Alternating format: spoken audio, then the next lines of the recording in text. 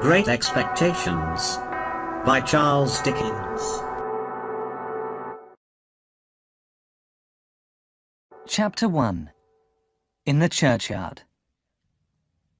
My name is Philip Pirrip, but as a child I could not say my name.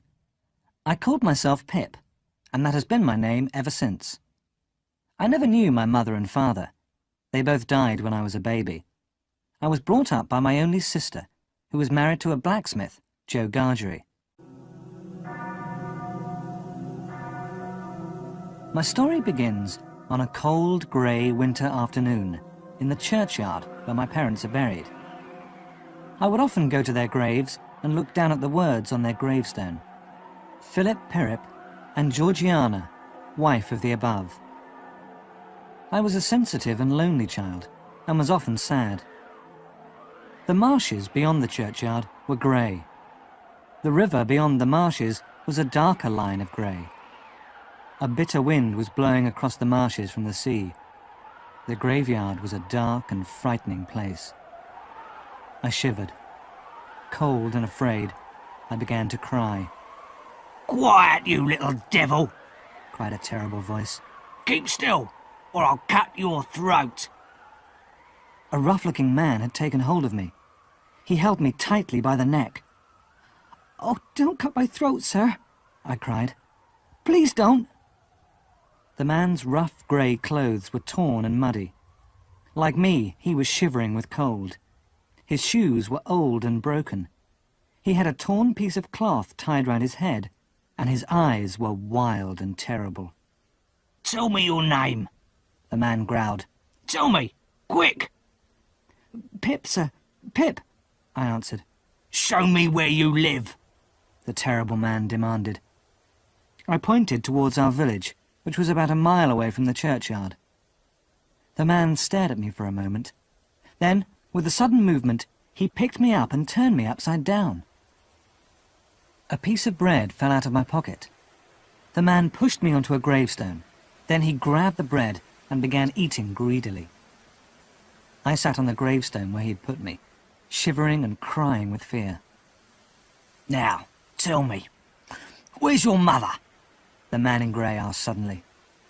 "There, sir," I answered, pointing over his shoulder to my mother's grave. The man looked behind him and started to run. "I mean, she's buried there, sir. That's my mother. Georgiana, wife of the above." "Oh, I see," the man said, limping slowly back. "And is that your father there, buried with your mother?" "Yes, sir," I replied. "Then who do you live with?" the man asked. "That is, if I let you live," he said roughly. "With my sister, sir. Mrs. Joe Gargery, wife of Joe Gargery, the blacksmith, sir." "A blacksmith, is he?" the man muttered, looking down at his leg. There was a thick band of iron round his ankle, with a broken chain hanging from the band. The man came nearer. He took hold of my arms and tipped me back over the gravestone as far as I could go. His terrible eyes stared into mine. "Now look here," he said. "Do you know what a file is?" "Yes, sir." "Then you get me a file, and you get me some food. Do you understand?" "Yes, sir." "Bring me, early tomorrow morning, a file and some food," the man repeated slowly. "Bring them to the old fort over there by the river. Say nothing to no one, and maybe I'll let you live. But if you tell anyone about me," the terrible man said slowly, "your heart and liver will be torn out, roasted and ate. Now, I'm not alone," he went on. "There's a young man near here, listening to every word I say. He has a secret way of finding a boy, wherever he is. Even if a boy is warm in bed behind a locked door, that young man will find him. What do you say to that?" I promised I would bring him the file and the food very early in the morning. Lord strike me dead if I don't. Say it, the man growled. Lord, strike me dead if I don't, I repeated. The man lifted me down from the gravestone. Then he held his arms around his shivering body. "Good night, sir," I whispered. Nothing much good about it, the man replied, looking across at the wet and windy marshes. I wish I was a frog or a fish. He limped off through the churchyard towards the marshes.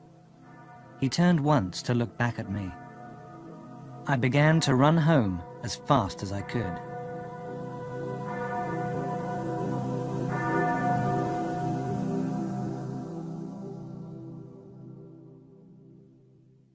When I got home, the forge was shut up. Joe had finished work for the day. I opened the door of the house. I crept quietly into the warm kitchen and saw Joe sitting alone by the fire smoking his pipe. Joe Gargery was a huge, fair-haired man with kind blue eyes. He looked at me sadly.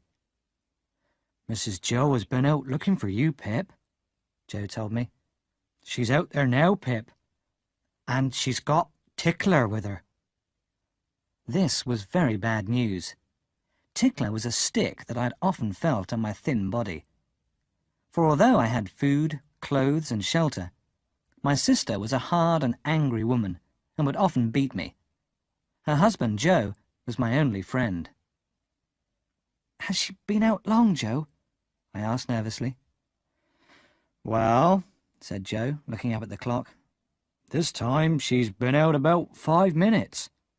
And I hear her coming back, Pip, old chap," Joe added. "Get behind the door." My sister pushed open the door with a bang. She soon saw where I was hiding and beat me until I cried. Then she threw me angrily across the kitchen to where Joe was sitting.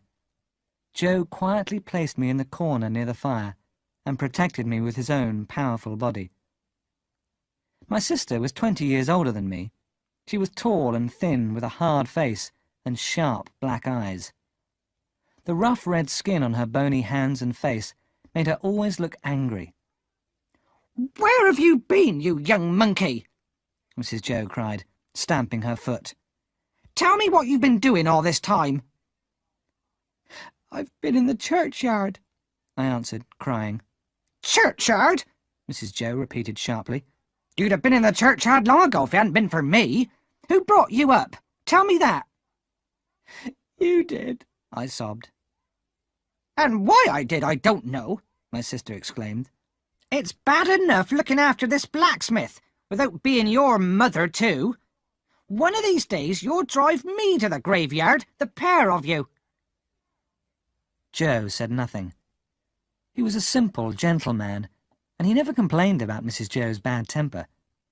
But he protected me when he could, and I loved him for it. It was Christmas Eve, and Mrs. Joe was very busy. She was making the food for the Christmas meal next day.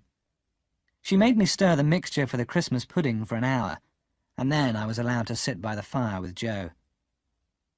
As I sat by the warm fire, I thought of the man on the cold, wet marshes. I remembered my promise to him. I thought of the young man who would find me and kill me if I broke that promise.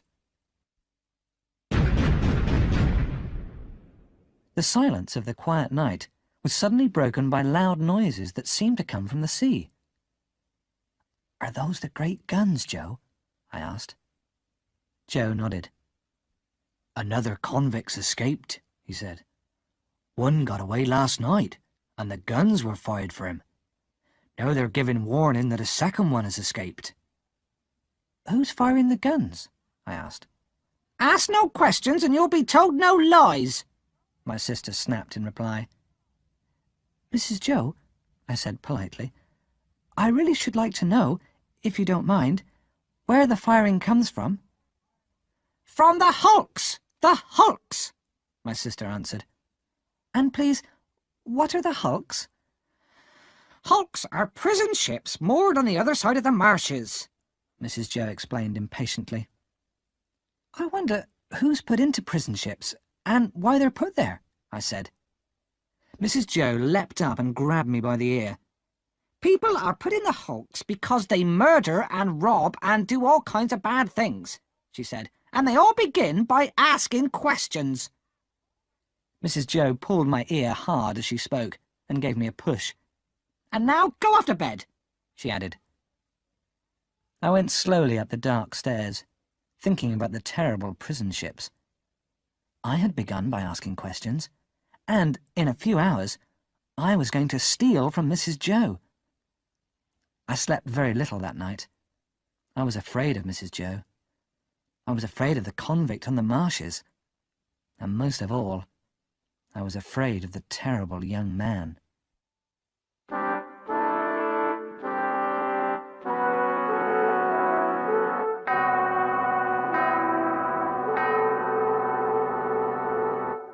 At last, the grey light of dawn came into the sky. I got up and dressed.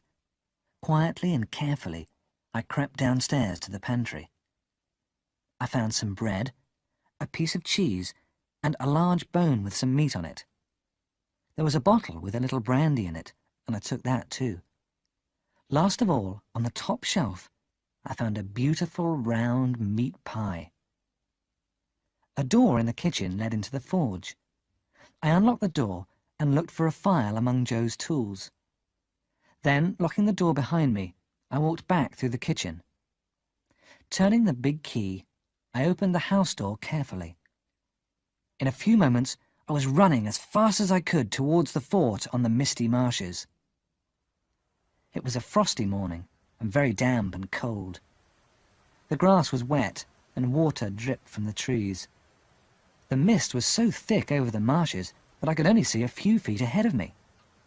As I ran, trees, cows, and gates seemed to lean out of the mist to stop me. I knew the fort well, but in my terror I almost lost my way. I had just crossed a ditch when I saw the man in grey. He was sitting on the ground with his back to me. I walked up to him quietly and touched his shoulder. He jumped up and turned to face me. It was not the same man, but he was dressed in the same rough clothes as the man I had met. He too had an iron on his leg. It was the young man, waiting to tear my heart and liver out. With a cry, I ran on until I had reached the fort, and there was my convict. He was swinging his arms and walking up and down to keep warm. The man grabbed the food from my hand and began eating in great mouthfuls like a dog. When he drank the brandy, he shivered so violently that his teeth nearly broke the bottle. As he started to eat the pie, I spoke to him. "I'm glad you're enjoying it, sir," I said. "Thank you, my boy. I am, he replied. "Aren't you leaving anything for him?" I asked anxiously. Him? Oh, the young man. Oh, he doesn't need any food," the convict replied. "Doesn't he? I thought he looked hungry," I said. "Looked? When did you see him?" "Just now," I answered. "Where?" "Over there," I said, pointing. "I thought he was you," I explained.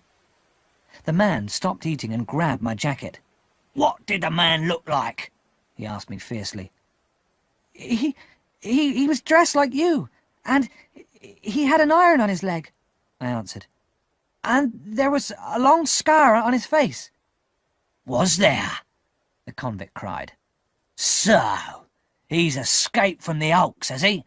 I thought I heard the guns last night. Where is he? I must find him. Curse this iron on my leg.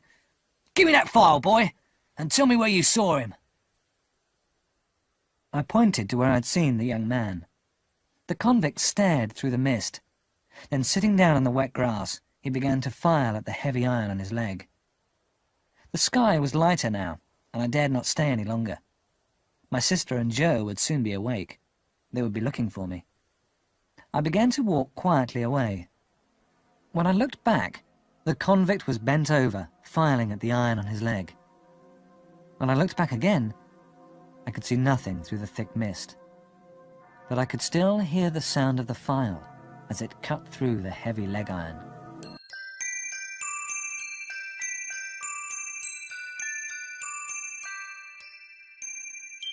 Chapter 2. Christmas Day. When I got home, Mrs. Joe was too busy preparing our Christmas dinner to ask me questions. I sat down quietly by Joe. Our dinner was to be at 1:30. Long before that, I was scrubbed clean by Mrs. Joe and dressed in my best clothes. It was my job to open the door to our guests, 3 of our neighbours, and Uncle Pumblechook. Uncle Pumblechook was a fat, stupid man with hair that stood up on his head. He greatly admired my sister, but thought very little of Joe and myself. He had brought 2 bottles of wine, and he gave them to Mrs. Joe with a bow and a smile. Everyone was soon eating and drinking happily. Everyone except me. I was terrified. Was Mrs. Joe going to serve the pie today? When would she discover it was missing?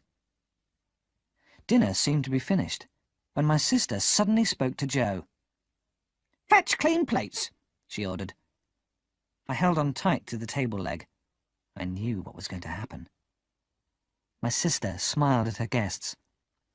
"And now you must all taste another gift from Uncle Pumblechook," she said. "It's a delicious meat pie." "Well, Mrs. Joe, this has been a wonderful meal," Uncle Pumblechook said happily. "But I think I could eat a slice of that meat pie." My sister hurried into the pantry, and Uncle Pumblechook picked up his knife and fork. "You shall have a slice of pie, Pip," Joe whispered to me. I could not sit there any longer. Did I cry out or not? I can't remember. But I jumped up and ran towards the front door. At the same moment, Mrs. Joe came back from the pantry. "What's happened to the meat pie?" she cried. I opened the door and ran, straight into a group of soldiers. Their leader, a sergeant, was holding out a pair of handcuffs. "Now then, young man," the sergeant said sharply as he marched into our kitchen. "Excuse me, ladies and gentlemen," he went on.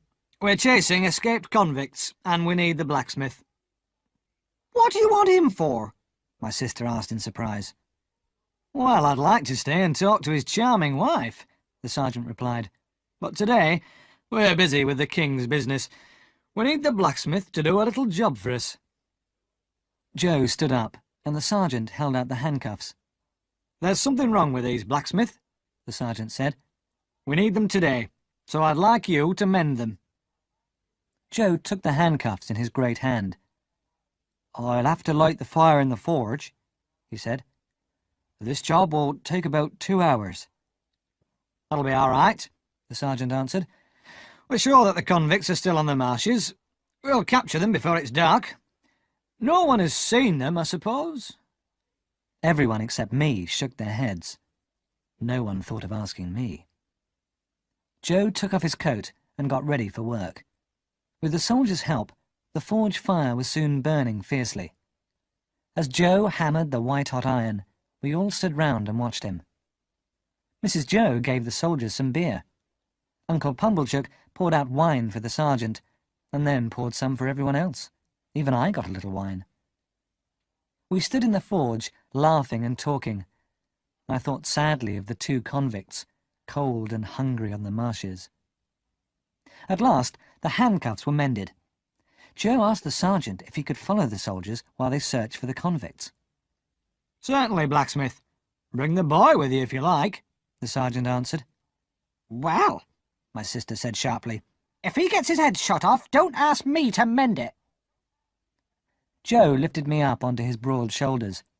As we began to follow the soldiers, I whispered in his ear, "I hope, Joe, that we don't find them." And Joe whispered back, "Let's hope they've got away, Pip, old chap." It was dark now. On our way to the marshes, the bitter wind blew icy rain into our faces. The group of soldiers moved quickly. We went at a fast pace, sometimes stumbling on the rough ground, sometimes falling.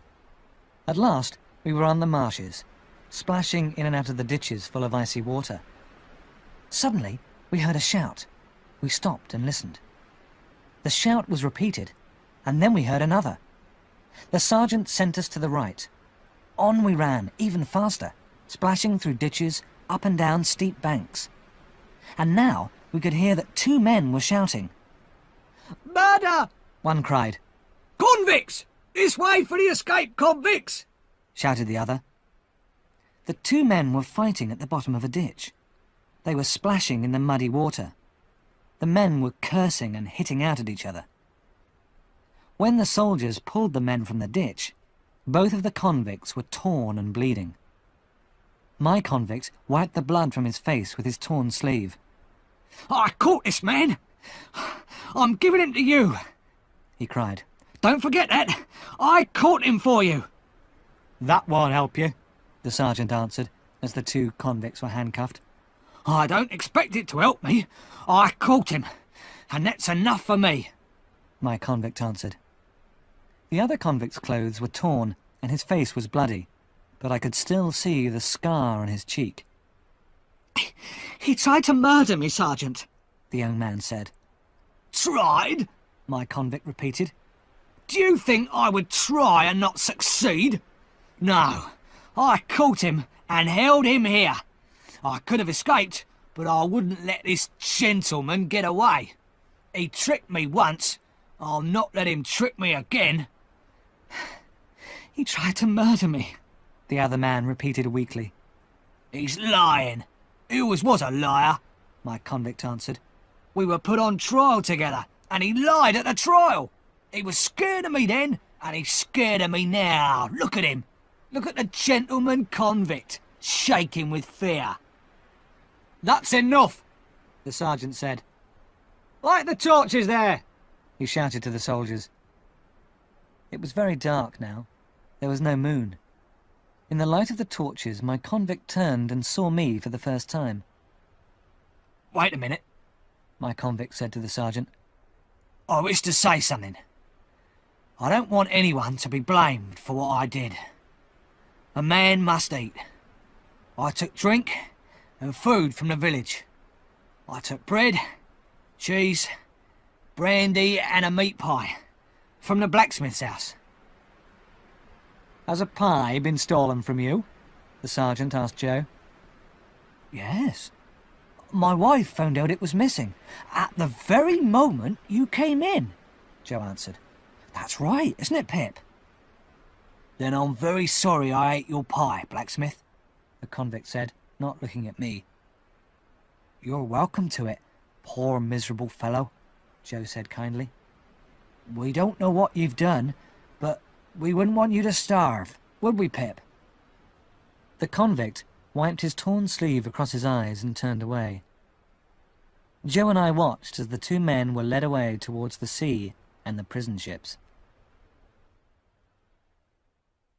Days later, when I saw Joe looking for his file in the forge, I nearly told him the truth.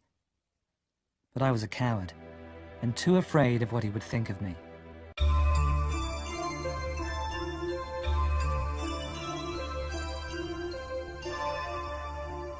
Chapter 3. At Miss Havisham's. One evening, about 2 years later, Joe and I were sitting together by the fire. Mrs. Joe had gone to town with Uncle Pumblechook in the pony cart. I had learned to read and write a little, and Joe was very proud of me. I was trying to teach him the alphabet, but the only letters he could recognize were J, O, and E. "I think it's too late for me to learn, Pip, old chap," Joe said sadly. "I never went to school. My mother wanted me to go to school, but my father would not let me. He was a hard man, Pip. My father was a blacksmith. He kept me away from school and made me work for him. He was cruel to my mother, and often beat her. That's why I let your sister do what she wants," Joe explained. "She's hard on you, I know, Pip, but she has a good heart. She looked after you when your mother and father died. She was looking after you when she agreed to marry me. Bring the poor little child, I told her. There's room at the forge for him." I began to cry and to thank Joe for his kindness. I knew what a good friend he was to me. It was now 8 o'clock and dark outside. Joe put more coal on the fire. We stood by the door and listened for the sound of Uncle Pumblechook's pony cart. Not long afterwards, my sister and Uncle Pumblechook arrived. They stood and warmed themselves by our kitchen fire. As Mrs. Joe took off her bonnet and shawl, she looked at me sharply. "Well, this boy should be grateful to me now," she cried. Joe and I looked at each other in surprise. Quite right, Uncle Pumblechook replied. He should be grateful for the opportunity she's given him. Joe and I were even more surprised. "Well, what are you staring at?" Mrs. Joe snapped. Her face was redder than ever with the cold. She was mentioned," Joe began politely. "Miss Havisham isn't a he, I suppose?" my sister answered sharply. "Miss Havisham who lives in town?" Joe asked in surprise. "How does Miss Havisham know Pip? She never leaves her house, does she?" "She doesn't know Pip, but she does know Uncle Pumblechook," Mrs. Joe explained impatiently. "She wants a boy to go to her house and play. Uncle Pumblechook kindly mentioned this boy here. So, he's going back to town with Uncle Pumblechook tonight, and tomorrow he'll play at Miss Havisham's, or I'll play with him." Without another word, Mrs. Joe grabbed hold of me with her bony hands. She washed and scrubbed me until I could hardly breathe. Then I was dressed in my best clothes and given to Uncle Pumblechook. "Goodbye, Joe," I cried, as I was pushed out of the door by Mrs. Joe. "Goodbye, and God bless you, Pip, old chap," Joe answered. In a moment, I was sitting in Uncle Pumblechook's pony cart, and we were on our way to town. At 10 o'clock the next morning, Uncle Pumblechook drove me to Satis house, where Miss Havisham lived. The house was very big and gloomy. The tall iron gates in front of the house were locked. Uncle Pumblechook rang the bell, and we waited. In a few minutes, a beautifully dressed girl came across the paved courtyard towards us. She was very pretty, and she looked very proud. "What name?"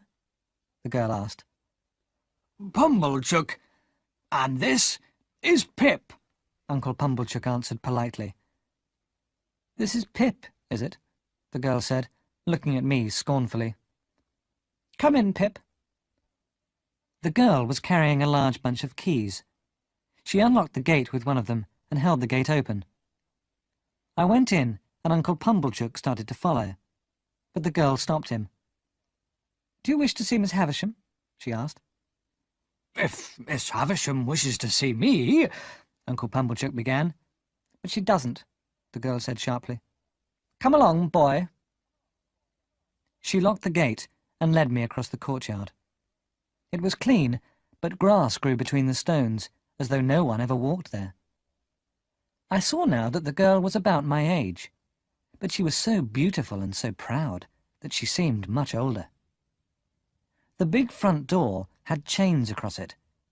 We walked on to a side door, and the girl opened it. Inside the house, everything was dark. The curtains were drawn, and the shutters were closed on all the windows. The girl picked up a burning candle, and this was our only light. She led me along several dark passages and up a wide staircase. At last, we came to a door where the girl stopped. "Go in," she said. "After you, miss," I whispered politely. "Don't be silly. I'm not going in," the girl answered, and she walked away, taking the candle with her. Feeling very afraid, I knocked at the door. "Come in," a woman's voice said quietly. I opened the door slowly and went inside. I looked around me in the greatest surprise. The room was large and full of furniture, but heavy curtains shut out the daylight, and the room was lit only by candles. I saw that I was in a lady's dressing room, and at the dressing table sat the strangest lady I had ever seen. She was dressed richly in satin and lace clothes, and everything she wore was white. A long white wedding veil hung down from her head. I saw with surprise that the lady's hair was white too. She wore bright jewels, and there were other jewels lying on the table in front of her. One of her shoes lay on the floor. The other one was lying on the dressing table. Her elbow was on the dressing table, and she was resting her face on her hand. Trunks full of clothes were placed about the room.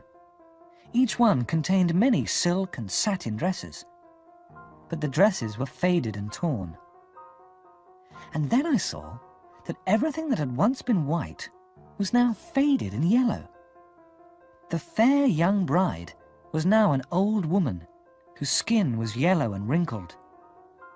Only her dark eyes showed that she was alive. Then the lady moved, and those dark eyes stared at me. Who is it? She asked. Pip, ma'am. Mr. Pumblechook's boy. I've come to play.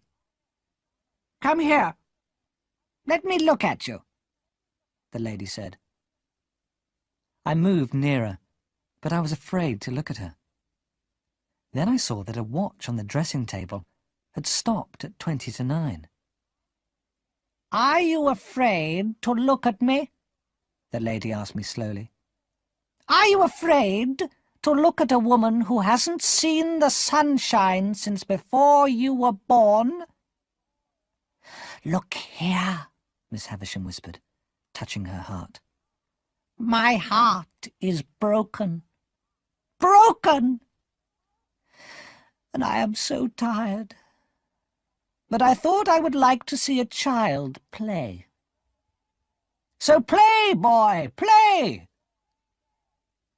I stood there, unable to move, not knowing what to do. Call Estella, Miss Havisham said at last. Go to the door and call her. I was afraid, but I had to do what she asked. So I opened the door. I called out several times. Then I saw the girl walking towards me, the candle in her hand. Miss Havisham smiled as the beautiful girl came into the room. She held a jewel against Estella's pretty brown hair. My jewels will be yours one day, Miss Havisham said quietly. Now I want you to play cards with this boy. This boy? But he's so common, Estella exclaimed. Look at his clothes. He's just a common working boy. Never mind, Miss Havisham whispered. You can break his heart, can't you? So, I played cards with Estella. When I made mistakes, she laughed at me, and so of course I made more. What rough hands this boy has, Estella exclaimed as I held the cards. And what heavy boots he's wearing. Why don't you answer her, Pip? Miss Havisham said at last. She says cruel things about you. What do you think of her? I don't want to say, I replied. Whisper to me, Miss Havisham said, bending down. I think she is very proud, I said quietly. Yes? And what else? I think she is very pretty, I went on. Anything else? I think she is very rude. And please, I added, I should like to go home now. Finish your game of cards first, Miss Havisham said. When Estella had won the last game, she threw the cards down with a scornful smile. Come here again in 6 days, Pip, Miss Havisham said as I was leaving. Take him downstairs, Estella. Give him something to eat and drink before he goes. I followed Estella down the gloomy stairs and along the dark corridors. She opened the side door, and the bright daylight hurt my eyes and confused me. Estella told me to wait in the courtyard. In a few minutes, she returned with some meat and bread. She placed the food on the ground, as though I was a dog. Tears came into my eyes. I turned my head away, so that Estella would not see me crying. But when she had gone, I cried aloud and kicked the wall with a heavy boot she had laughed at. After a time, Estella returned with her keys and unlocked the iron gate. "Why aren't you crying?" she asked me with a smile. "Because I don't want to," I replied. "Yes, you do," she said. "Your eyes are red with crying. You're nearly crying now." She laughed, pushed me outside the gate and locked it behind me. I went straight back to Uncle Pumblechook's, but he was not at home, so I began the long walk back to the forge alone. As I walked along, I thought about the strange things I had seen. I thought of Estella and her scorn. She had made me ashamed of my clothes, my boots, and most of all, myself. I wished I had never seen her. But then, I remembered how beautiful she was.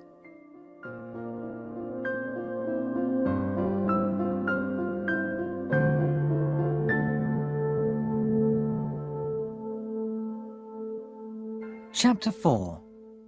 The Pale Young Gentleman. When I got home, my sister made me sit on a stool and began asking me questions. "Tell me what Miss Havisham looks like," my sister demanded. "What did she say to you? What did you do?" "Miss Havisham's very tall and dark," I answered quickly. "She was sitting in a black velvet coach. There was a girl with her. She gave us cake on gold plates." "Gold plates," Mrs. Joe repeated slowly. Then she added, "I hope you pleased her. She wanted you to play, did you?" "Oh, yes. We played with flags," I said. "And then we shouted and waved our swords." "Swords?" "Yes. The girl, Estella, got them from a cupboard. And there was no daylight in the room, only candles." Joe's eyes opened very wide. Why was I telling all these lies? I do not know. Perhaps the truth was too strange. My visit to Miss Havisham had confused and frightened me, and Estella's words had hurt me. She had called me a common working boy. What would she think of Joe? How heavy his boots were. The following week, I walked to Miss Havisham's alone. As before, Estella unlocked the gate and took me into the house. "Am I pretty?" she said suddenly, holding up the candle. "Yes, very pretty," I answered. "Am I rude?" "Not so rude as last time." "Not so rude?" Estella repeated angrily, and she slapped my face hard. "What do you think now?" she asked. "I won't tell you," I said. "Then why don't you cry, you horrid common boy?" "I'm not crying. I'll never cry for you again," I answered. But I was crying as I spoke. And God knows, I cried for Estella many, many times afterwards. As we were going upstairs, we passed a tall man with sharp eyes and thick black eyebrows. His large hands were very clean and white. "Who's this?" the man asked, staring at me. "Only a boy," Estella answered. The man held my chin in his hand and stared into my eyes. "Why are you here?" he asked. "Miss Havisham asked me to come," I whispered. "Did she? Then behave yourself," the man said as he went on down the stairs. Miss Havisham was sitting in her dressing room. She was wearing the same torn dress as before. Everything in the room was the same. "So, you're back again," Miss Havisham said. "Are you ready to play today?" I was too frightened to answer. "Well, if you can't play, can you work?" Miss Havisham asked. "Yes, ma'am." "Then go into the room on the other side of the corridor. Wait there till I come." The room I entered was very big. In the middle of the room was a long table.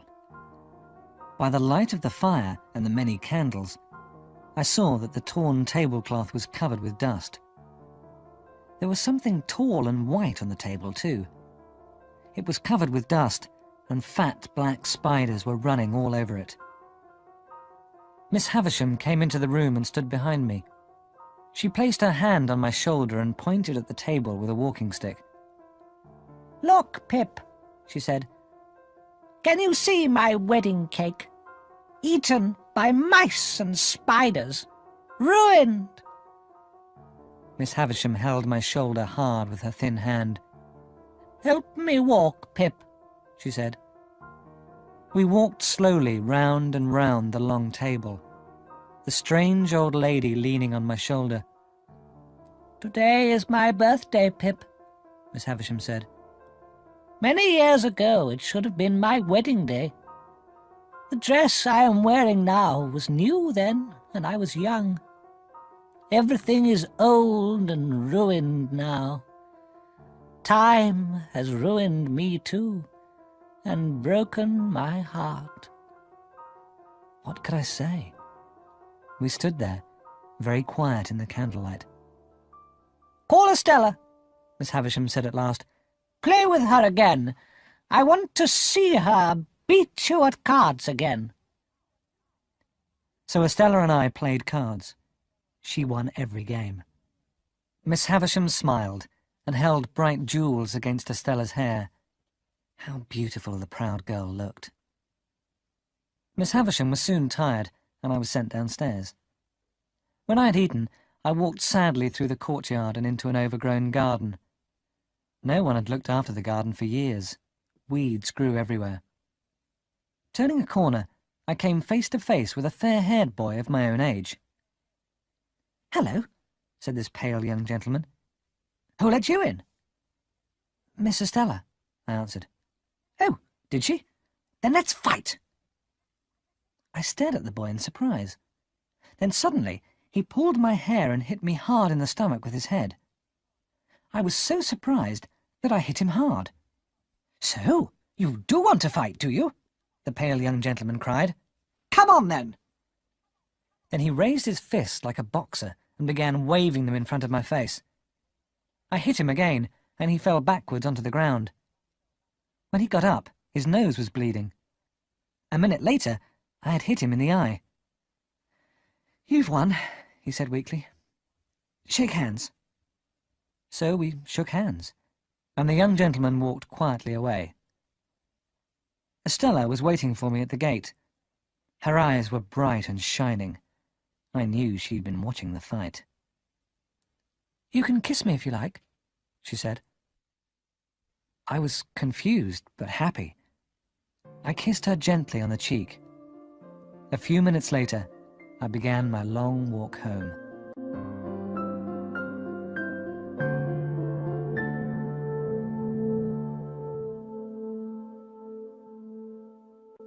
From that day onwards, I visited Miss Havisham 3 times a week. I did not see the pale young gentleman again, but Estella was always there. On every visit, I pushed Miss Havisham round and round those 2 rooms in a wheelchair. She did not walk with me again.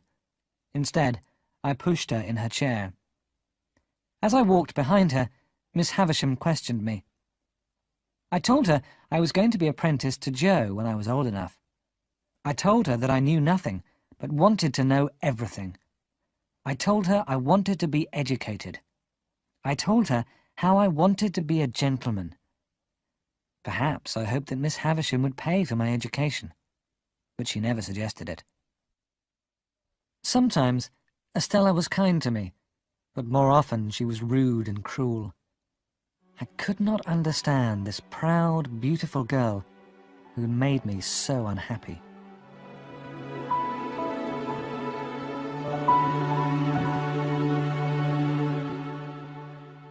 Chapter 5. I must become a gentleman. My life went on without change for 2 or 3 years. One day, Miss Havisham looked up at me and said, "You're getting tall, Pip. What is the name of your brother-in-law, the blacksmith?" "Joe Gargery, ma'am," I answered. "It is time for you to be apprenticed to him," Miss Havisham said. "Bring him with you one day. Bring him soon." So, 2 days later, Joe put on his Sunday clothes and boots. Looking very awkward and uncomfortable, he walked with me to Satis house, where Miss Havisham lived. Estella opened the gate for us. She smiled scornfully at Joe, and I felt ashamed of him. Joe was so afraid of Miss Havisham that he refused to look at her.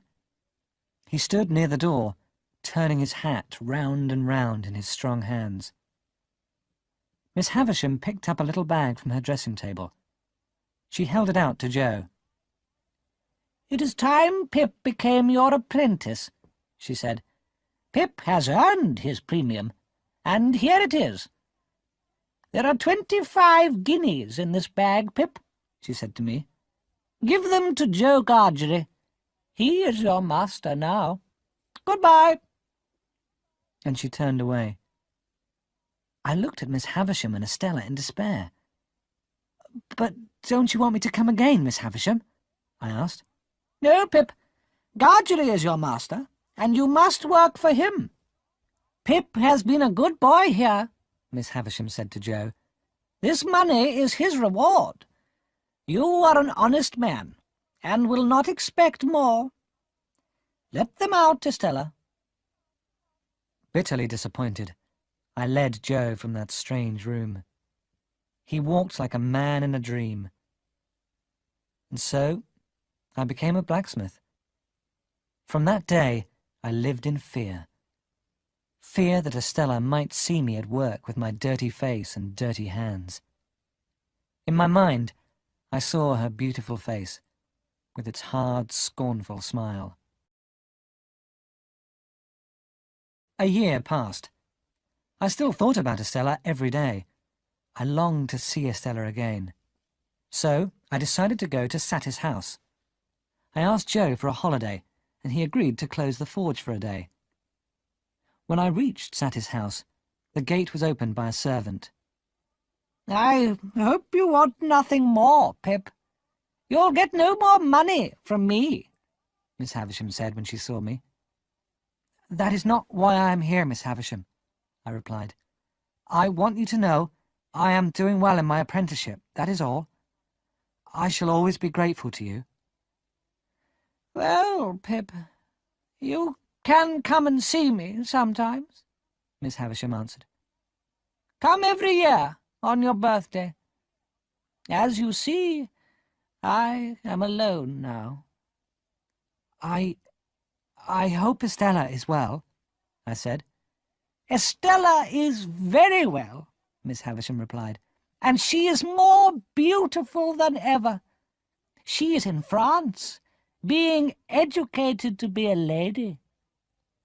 Do you feel that you have lost her, Pip?" she added with a cruel smile. I could not answer. Miss Havisham laughed. I said goodbye to her and walked sadly home. When I reached the forge, I was surprised to see a crowd of people outside. I ran into the kitchen. Joe was there, and the doctor. My poor sister, Mrs. Joe Gargery, was lying quiet and still on the floor. Someone had attacked Mrs. Joe when she was alone in the house. She was not dead, but terribly injured, unable to walk or speak. My sister lay in bed for many weeks. At last, she was able to sit downstairs, but her sharp voice was quiet forever. She never spoke again. From that day onwards, someone had to look after Mrs. Joe all the time. And so, Biddy came into our lives.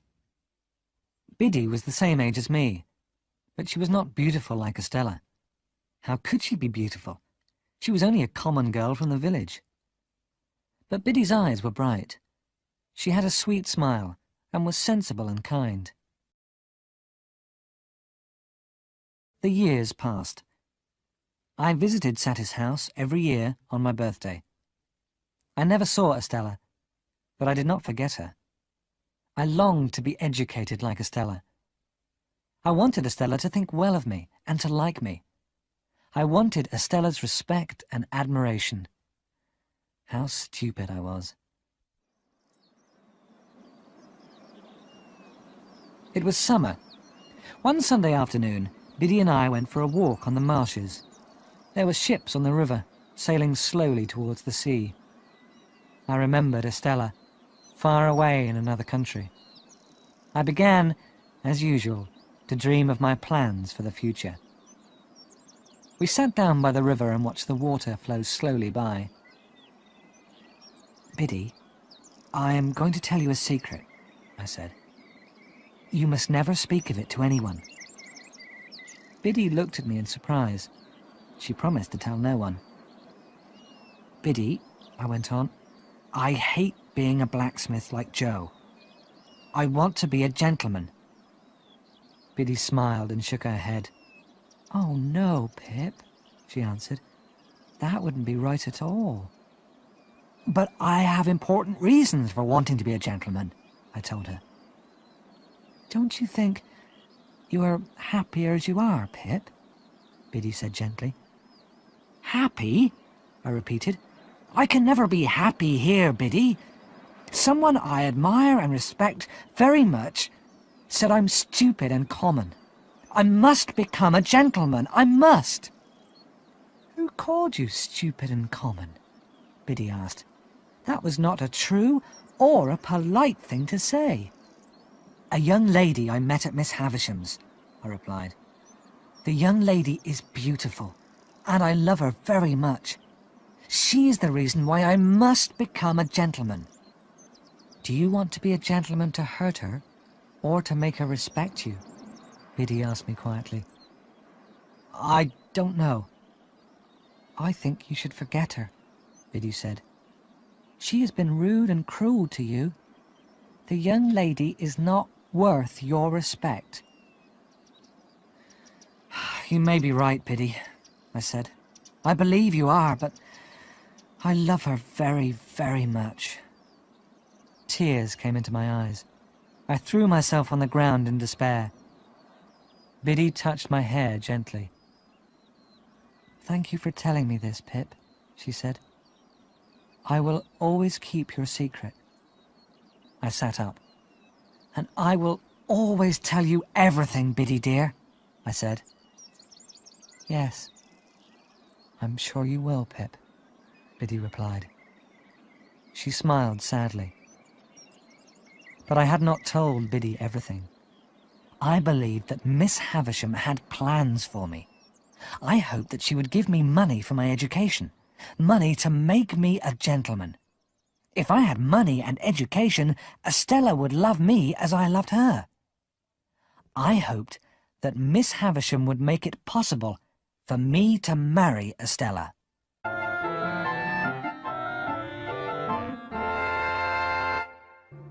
Chapter 6. Great Expectations. The months and years went by. I had been Joe's apprentice for 4 years.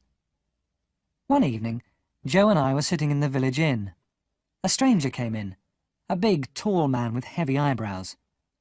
The man had large, very clean white hands. To my surprise, I recognized the man. I had seen him at Miss Havisham's many years before. He had frightened me then.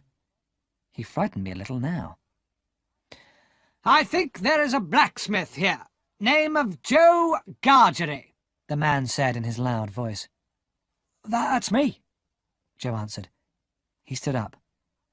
"You have an apprentice, known as Pip," the stranger went on. "Where is he?" "Here," I cried, standing beside Joe. "I wish to speak to you both. I wish to speak to you privately, not here," the man said. "Perhaps I could go home with you." We walked back to the forge in silence. When we were in the sitting room, the man began to speak. "My name is Jaggers," he said. "I am a lawyer in London, where I am well known. I have some unusual business with young Pip here. I am speaking for someone else, you understand. A client who doesn't want to be named. Is that clear?" Joe and I nodded. "I have come to take your apprentice to London," the lawyer said to Joe. You won't stop him from coming, I hope. Stop him? Never, Joe cried. Listen, then. I have this message for Pip. He has great expectations. Joe and I looked at each other, too surprised to speak. Yes, great expectations, Mr. Jaggers repeated. Pip will one day be rich, very rich. Pip is to change his way of life at once. He will no longer be a blacksmith. He is to come with me to London. He is to be educated as a gentleman. He will be a man of property. And so, at last, my dream had come true. Miss Havisham, because Mr. Jaggers' client must be Miss Havisham, had plans for me after all. I would be rich, and Estella would love me. Mr. Jaggers was speaking again. There are 2 conditions, he said, looking at me. First, you will always be known as Pip. Secondly, Mr. Jaggers continued, the name of your benefactor is to be kept secret. One day that person will speak to you face to face. Until then, you must not ask any questions. You must never try to find out this person's name. Do you understand? Speak out. Yes, I understand, I answered. My benefactor's name is to remain a secret. Good, Mr. Jaggers said. Now, Pip, you will come into your property when you come of age, when you are 21. Until then, I am your guardian. I have money to pay for your education and to allow you to live as a gentleman. You will have a private teacher. His name is Mr. Matthew Pocket, and you will stay at his house. I gave a cry of surprise.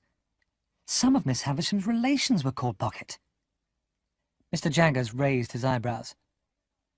Do you not want to live with Mr. Pocket? Have you any objection to this arrangement? He said severely.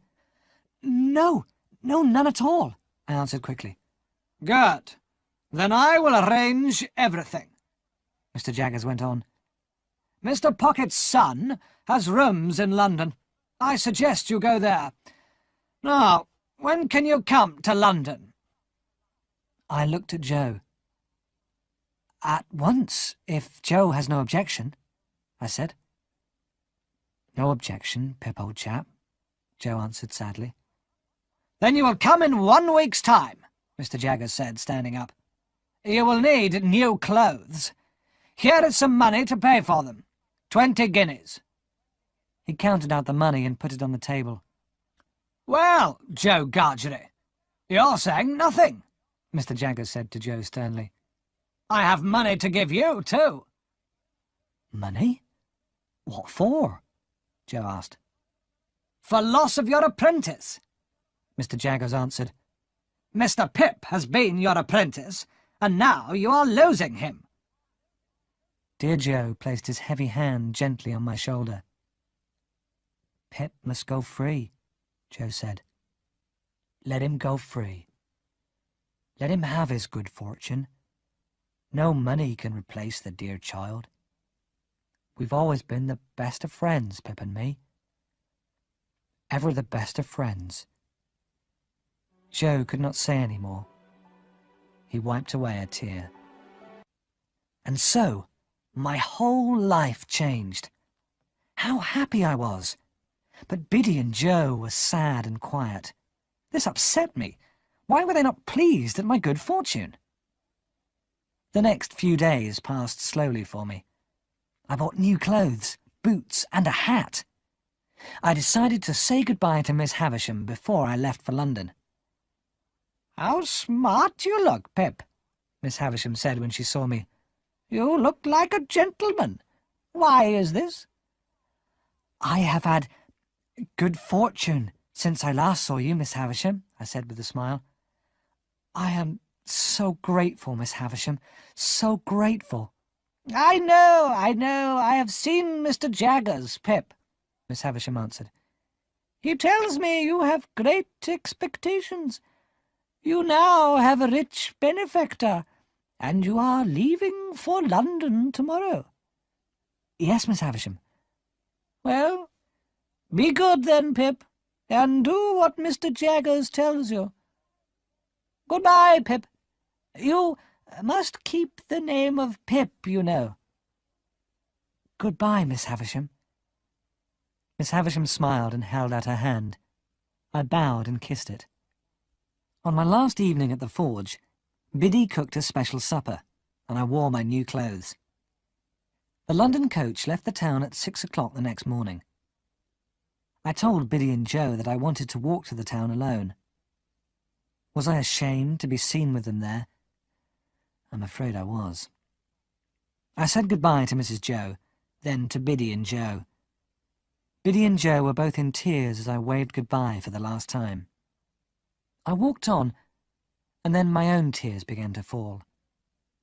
As I got nearer to the town, the morning mist disappeared and the sun shone. I was on my way to London. I was a young man with great expectations.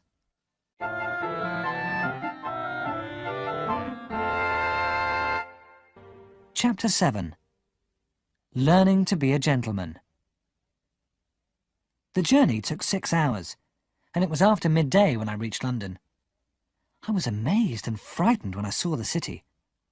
London was crowded with hundreds of people, and its streets were dirty. I had the address of Mr. Jaggers' office in Little Britain, Cheapside. After asking the way, I started to walk along the narrow, crowded streets. At last, I found a door with Mr. Jaggers written on it. The open door led into a small office. A clerk was working there. He looked up as I walked in. "Is Mr. Jaggers here?" I asked nervously. Mr. Jaggers is in court. He won't be long, the clerk answered. You are Mr. Pip, I think. My name's Wemmick. Come and wait in Mr. Jaggers' room. Mr. Jaggers' room was a dark, gloomy place. Its small window was very dirty, and no light came through it. There was a big black chair for Mr. Jaggers, and a smaller one, on which I sat. Mr. Wemmick, the clerk, went on with his work.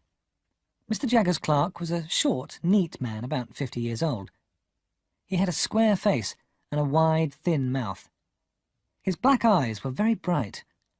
On his fingers he wore 4 or 5 silver and black rings. By the time Mr. Jaggers came back, several poorly dressed people were waiting for him. They all began talking at once. They wanted him to speak for them in court. Mr. Jaggers spoke to them all in a stern and angry way. When they had gone, he came in to see me. Here is your allowance, Pip, he said. I think it's too much money, but that's nothing to do with me. You'll get into debt, of course. All young men get into debt, he added severely. You are going to live at Barnard's Inn with Mr. Herbert Pocket. Wemmick will take you there. Wemmick, Mr. Jaggers then called out. Walk with Pip to young Mr. Pocket's rooms. Wemmick gave me a wide smile. He led me through the busy streets, always looking straight in front of him. Here we are, Barnard's Inn, Wemmick said, turning down a narrow street into a little square. He led me to the corner building and pointed up some steep stairs. Up there, top floor, he added. As I look after your allowance, I expect we shall meet often. Goodbye, Pip. I found Herbert's name on a door at the top of the stairs. Under his name there was a piece of paper. It said, "Back soon." I waited. A few minutes later, I heard quick footsteps on the stairs. A pale young man appeared, carrying a basket of strawberries. "Mr. Pip, isn't it?" the young man said with a smile. "I went to the market for some fruit. My father tells me you're to be my companion. I hope you will like living here. I'm sure we shall be friends." As the young man unlocked the door, I stared at him in surprise. Then he began to stare at me. "Why, you are the boy I fought in Miss Havisham's garden!" Herbert exclaimed. "And you are the pale young gentleman," I answered. We both laughed cheerfully and shook hands. "It all seems so long ago," Herbert said. "Miss Havisham is my father's cousin. She's a very strange woman. You met Estella, of course. Miss Havisham adopted her to take revenge." "Revenge? For what? What do you mean?" I asked. "Don't you know?" Herbert replied. "It's a very strange story. Mr. Jaggers is your guardian, isn't he? He's Miss Havisham's lawyer, too, and he knows all her secrets." Whilst we ate dinner, Herbert told me all he knew. "Miss Havisham's father died. She and her brother were very rich," Herbert said. "But the brother spent his money carelessly and was soon in debt. Miss Havisham's brother had a very wicked friend. He was dishonest, and he was a liar. Miss Havisham fell in love with this man. My father tried to warn Miss Havisham, but she would not listen. The two young people decided to get married, and all the arrangements were made for the wedding. But on the wedding day, the bridegroom did not come. He sent Miss Havisham a letter saying he could not marry her." "And did Miss Havisham receive that letter at 20 minutes to 9, as she was dressing herself for the wedding?" I asked. "Exactly at that time," Herbert said. "As you know, everything in the house stopped at that moment. Miss Havisham has not seen the daylight since." "When did she adopt Estella?" I asked. "I don't know," Herbert replied. "As long as I have known Miss Havisham, Estella has been at Saty's house." "Miss Havisham wants to take revenge on all men," he went on. "Miss Havisham has brought up Estella to break men's hearts, because her own heart was broken." The next day, Herbert took me to his father's house in Hammersmith to begin my education as a gentleman. I was to live there while I was studying. I also had my own room at Herbert's. We got on well together. Herbert taught me how to dress in smart London clothes. He also showed me how to behave like a gentleman. I was able to help Herbert pay for his rooms with my allowance. Herbert had little money and no expectations. His rooms were almost empty and not very comfortable. I had the idea of buying carpets and some more furniture. But to get these things, I needed more money. Feeling a little afraid, I went to Mr. Jaggers. "How much do you want?" said Mr. Jaggers sharply. "Well," I began. "Come, you must have an idea," Mr. Jaggers went on in his stern way. "Shall we say £50? "Oh, not nearly so much as that," I said quickly. £5, then?" Mr. Jaggers suggested. "Oh, more than that," I exclaimed. "More than 5, Mr. Jaggers said slowly. How much more? Twice 5? 3 times? 4 times 5? Will that do?" I told Mr. Jaggers that £20 would do very well. "Willick!" Mr. Jaggers cried as he left the office. "Give Mr. Pip £20. "I don't think I understand, Mr. Jaggers," I said to Wemmick when we were alone. He doesn't expect you to understand him. He doesn't want you to," Wemmick replied. "No one understands him. That's why he's so successful. Here's your money, Mr. Pip." Another young man was studying with Mr. Matthew Pocket. His name was Bentley Drummle. He came from a good family, and he was very rich. Bentley Drummle was a gentleman, but he did not behave like one. He was a big, awkward, clumsy young man, and he was proud and bad-tempered. Mr. Jaggers took an interest in Matthew Pocket's young gentleman. One day, he invited us all to his house for dinner. The food was good, and we had plenty to drink.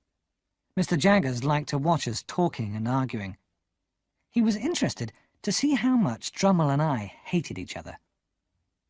Dinner was served by Mr. Jaggers' housekeeper. She was a tall woman of about 40. Her face was very pale, and her eyes were dark. Her long dark hair lay over her shoulders. When the woman brought in the food, she looked only at Mr. Jaggers. She was breathing quickly, as though she was afraid. As he drank his wine, Bentley Drummle became more and more bad-tempered. He kept saying how strong he was. Very soon, he and I had taken off our jackets to show how strong our arms were. At that moment, the housekeeper came in to take the plates from the table. Mr. Jaggers suddenly caught hold of one of her arms. He looked at us all and then spoke. "If you want to see strength," Mr. Jaggers said, "look at this woman's wrists. Molly, let them see your wrists, both of them." "Master, no," the woman whispered, staring at Mr. Jaggers with her strange, dark eyes. "Show them, Molly," Mr. Jaggers said. He held Molly's wrists down on the table. "There's power in those wrists," Mr. Jaggers said. "Few men have the strength this woman has. She has used it too. She was wild once, but I have broken her."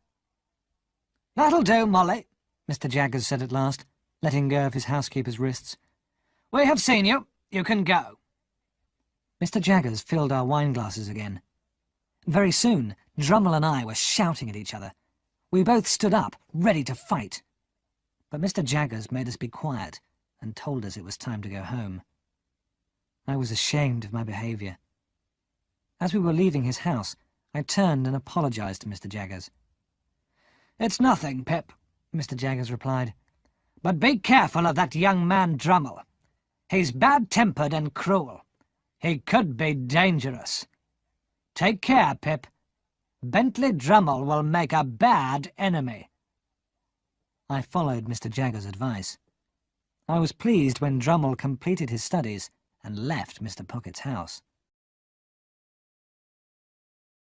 I was so busy learning to be a gentleman that I did not write to Joe and Biddy. They were part of my old life, a life I wanted to forget. I was a gentleman now. I did not want to remember that I had been a poor, uneducated blacksmith. Then, one day, I received a letter.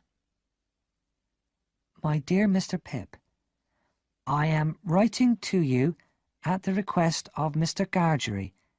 He is going to London and will call on you at 9 o'clock on Tuesday morning. Your poor sister, Mrs. Joe, is still not well.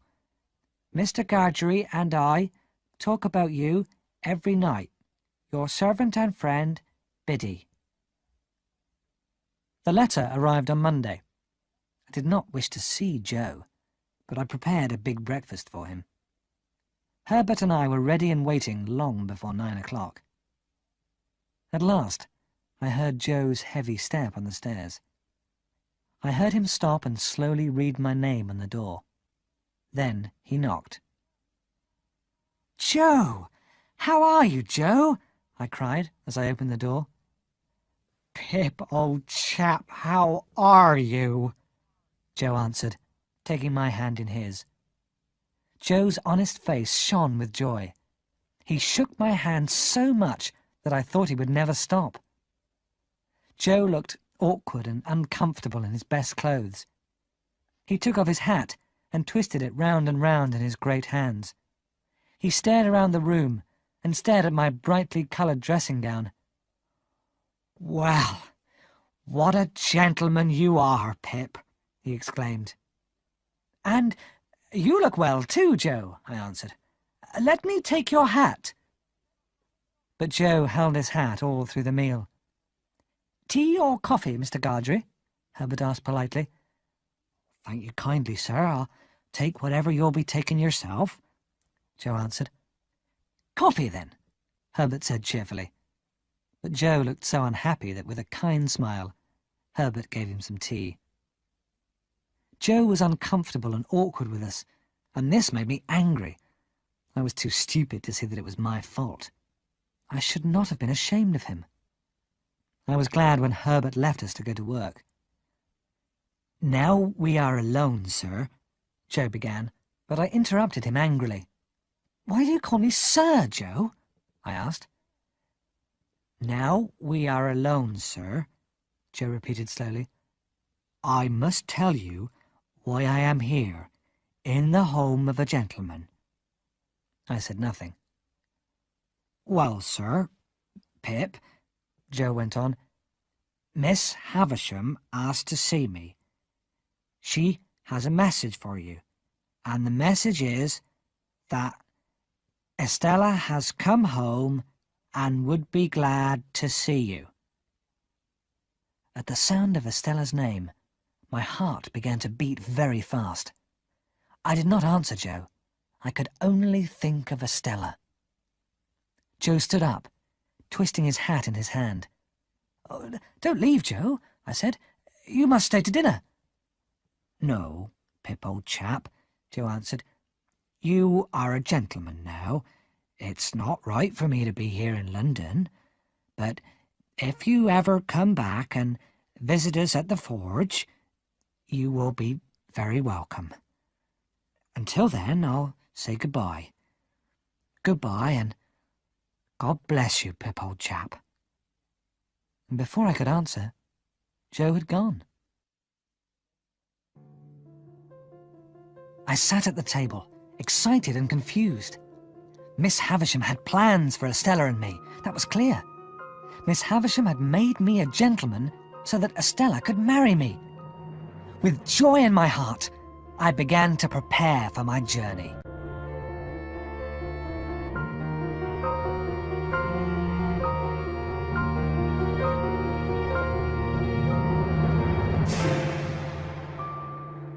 Chapter 8. Young Men in Love. I left London early next morning. When I got to Saty's house, I rang the bell as usual, and a servant opened the gate.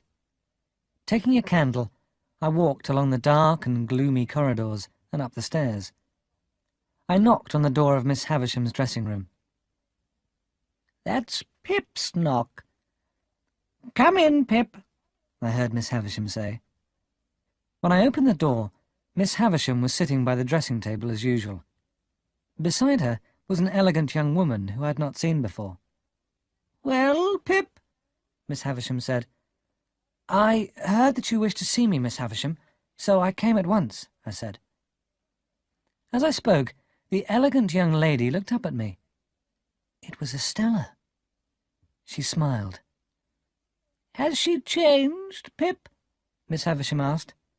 "She used to be proud and scornful. Do you remember?" Although I was wearing my fine clothes, I felt clumsy and awkward. I was that common boy again who Estella had laughed at. "Has Pip changed?" Miss Havisham asked Estella. "Very much," Estella answered. As we talked, Estella's smile tore at my heart. The more I saw of her, the more I loved her. "Isn't she elegant? Isn't she beautiful? Don't you admire her, Pip?" Miss Havisham whispered. "Everyone who sees Estella must admire her," I replied. "Then love her! Love her, Pip!" Miss Havisham cried. "It does not matter how she behaves towards you. If she is good to you, love her. If she tears your heart to pieces, love her, love her. Never forget, Pip," Miss Havisham went on. "You must give everything for real love. You must give your whole heart, as I did. As I did." And she fell back into her chair with a cry. Before I left Saty's house, Estella and I walked together in the garden. I reminded Estella how I had once fought Herbert there. "Herbert and I are great friends now," I said. "Of course. With your new life you have new friends," Estella answered. "The people who you knew before cannot be your companions now." I did not answer. Estella's words made me feel ashamed of Joe and Biddy. I decided not to visit them at the forge as I had planned. We walked on, and I showed Estella the place where I had cried. Estella stopped for a minute and looked at me.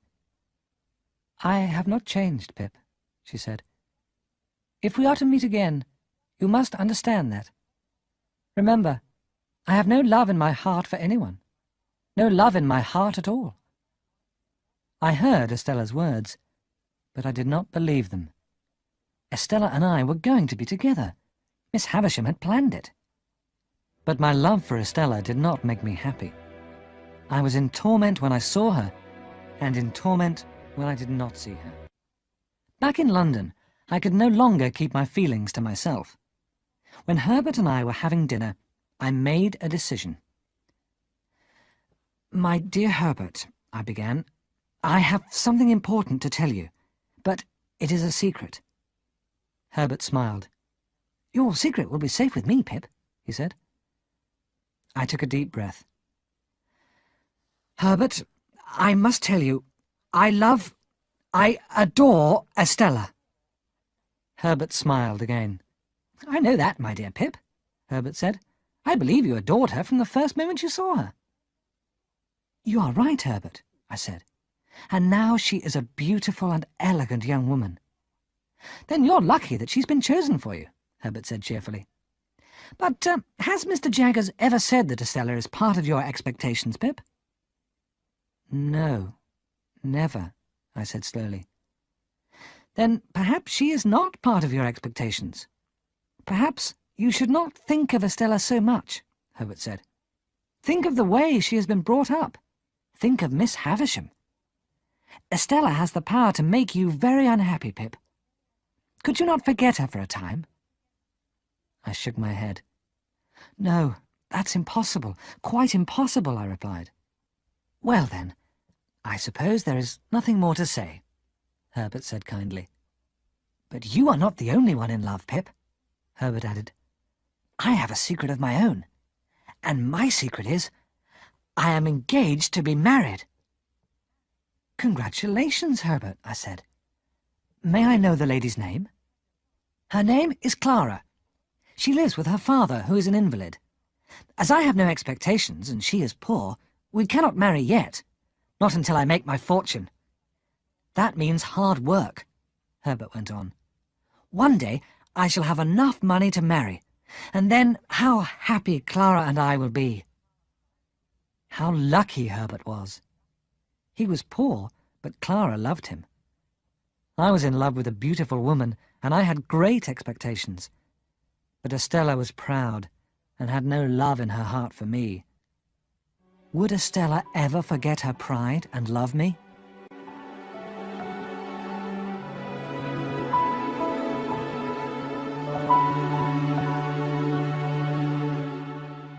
Chapter 9. I Come of Age. I now come to a time of my life of which I am bitterly ashamed. I forgot my old friends Joe and Biddy. I did not visit them at the forge. I spent too much money and got into debt. I thought only of the time when I would be 21, the time when I would receive my fortune and be able to marry Estella. One day I received a message from Estella. It was a short note, but it made me very happy. Satis House. I am coming to London in 2 days' time. Miss Havisham wants you to meet me at the coach office in Cheapside. The coach arrives at 5 o'clock. Yours, Estella. I met Estella at the coach office and then took her to Richmond. She was more beautiful than ever. Estella was going to live in the house of an important lady. She was going to be introduced to the rich and powerful people of London society. Now that Estella was living in London, I tried to see her as often as I could. I would often go to Richmond and wait for many hours outside her house, hoping to see her. Sometimes Estella allowed me to see her, and once she let me kiss her. But she was often as proud and cold as she had been in the old days. At this time, I started to get more and more into debt. Living in London cost a lot of money. I bought fashionable clothes and expensive food and drink. Herbert and I joined a club for young gentlemen, and we went to the theatre, the opera, and well-known restaurants. But the allowance I received was not enough to pay all of my debts. And Herbert was poor, and he did not have the expectation of a fortune. He could not pay his debts. On my 21st birthday, I would come of age. I would become a rich man of property. On that day, I would receive my fortune. I waited anxiously for that day. I had not seen Biddy and Joe for many months. Then one day a letter arrived from Biddy with bad news. My sister, Mrs. Joe, was dead. I went by coach from London to the funeral in the country. My sister was buried near my parents, in that lonely churchyard near the marshes. As I stood in the graveyard beside Biddy and Joe, I thought of the convict I had met there long ago. In my mind, I saw his face and heard his terrible voice. I remembered how he had frightened me. Now that Mrs. Joe was dead, Biddy was going back to the village. She was going to teach in the school.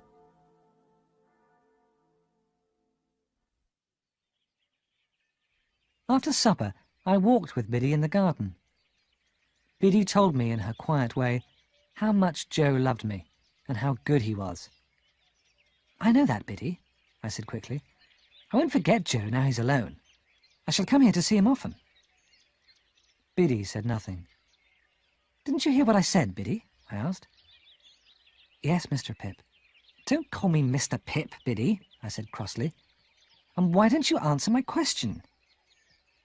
"Are you quite sure that you will want to come from London to see Joe?"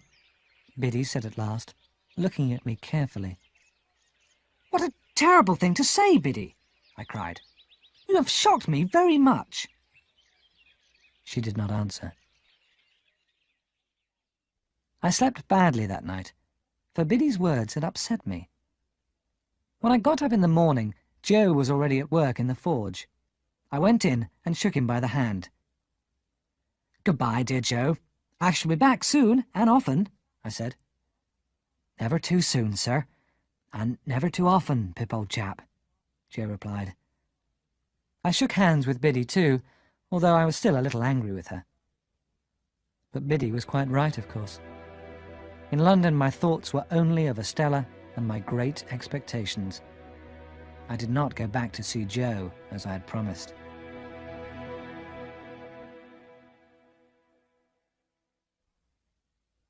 And then, at last, it was my 21st birthday. Mr. Jaggers called me to his office. I first shook hands with Wemmick, and then went in to Mr. Jaggers. "Congratulations, Mr. Pip," the lawyer said. "I expect you have some questions to ask me. I shall answer them if I can." I took a deep breath and began to speak. "Am I going to learn the name of my benefactor today, Mr. Jaggers?" "No. Ask me another." "Will I know the name soon?" "I can't answer that at the moment," Mr. Jaggers said. "Have you another question?" "Have I anything to receive, sir?" Mr. Jaggers smiled and asked me a question. "You are in debt, I suppose?" I said nothing. "Come, Pip. Are you in debt or not?" "I'm afraid I am, Mr. Jaggers." "Of course. You know you are," he said. "Wemmick," he called, "give Mr. Pip that piece of paper. Now, take it in your hand and look at it, Pip." "This is a banknote for £500, I said in surprise. "Right, and that sum of money is yours, Pip. It is a small part of your expectations. You will have that sum of money each year. You will not get into debt. Later, you will learn the name of your benefactor. These are my instructions." I thought for a moment. Is it possible that my benefactor may come to London, or ask me to go anywhere else? "It is possible, but not yet," Mr. Jaggers said. "That is all I have to say at present, Pip." As I left Mr. Jaggers' office, I was already making plans. First of all, I must pay all my debts. Secondly, I wanted to help Herbert. Herbert worked hard, but he had no money and no expectations. I knew that Herbert would not accept money from me. So, with Wemmick's help, I made arrangements for him to become a partner in a small business in London. He would work hard and soon be able to marry Clara. My expectations would help them both.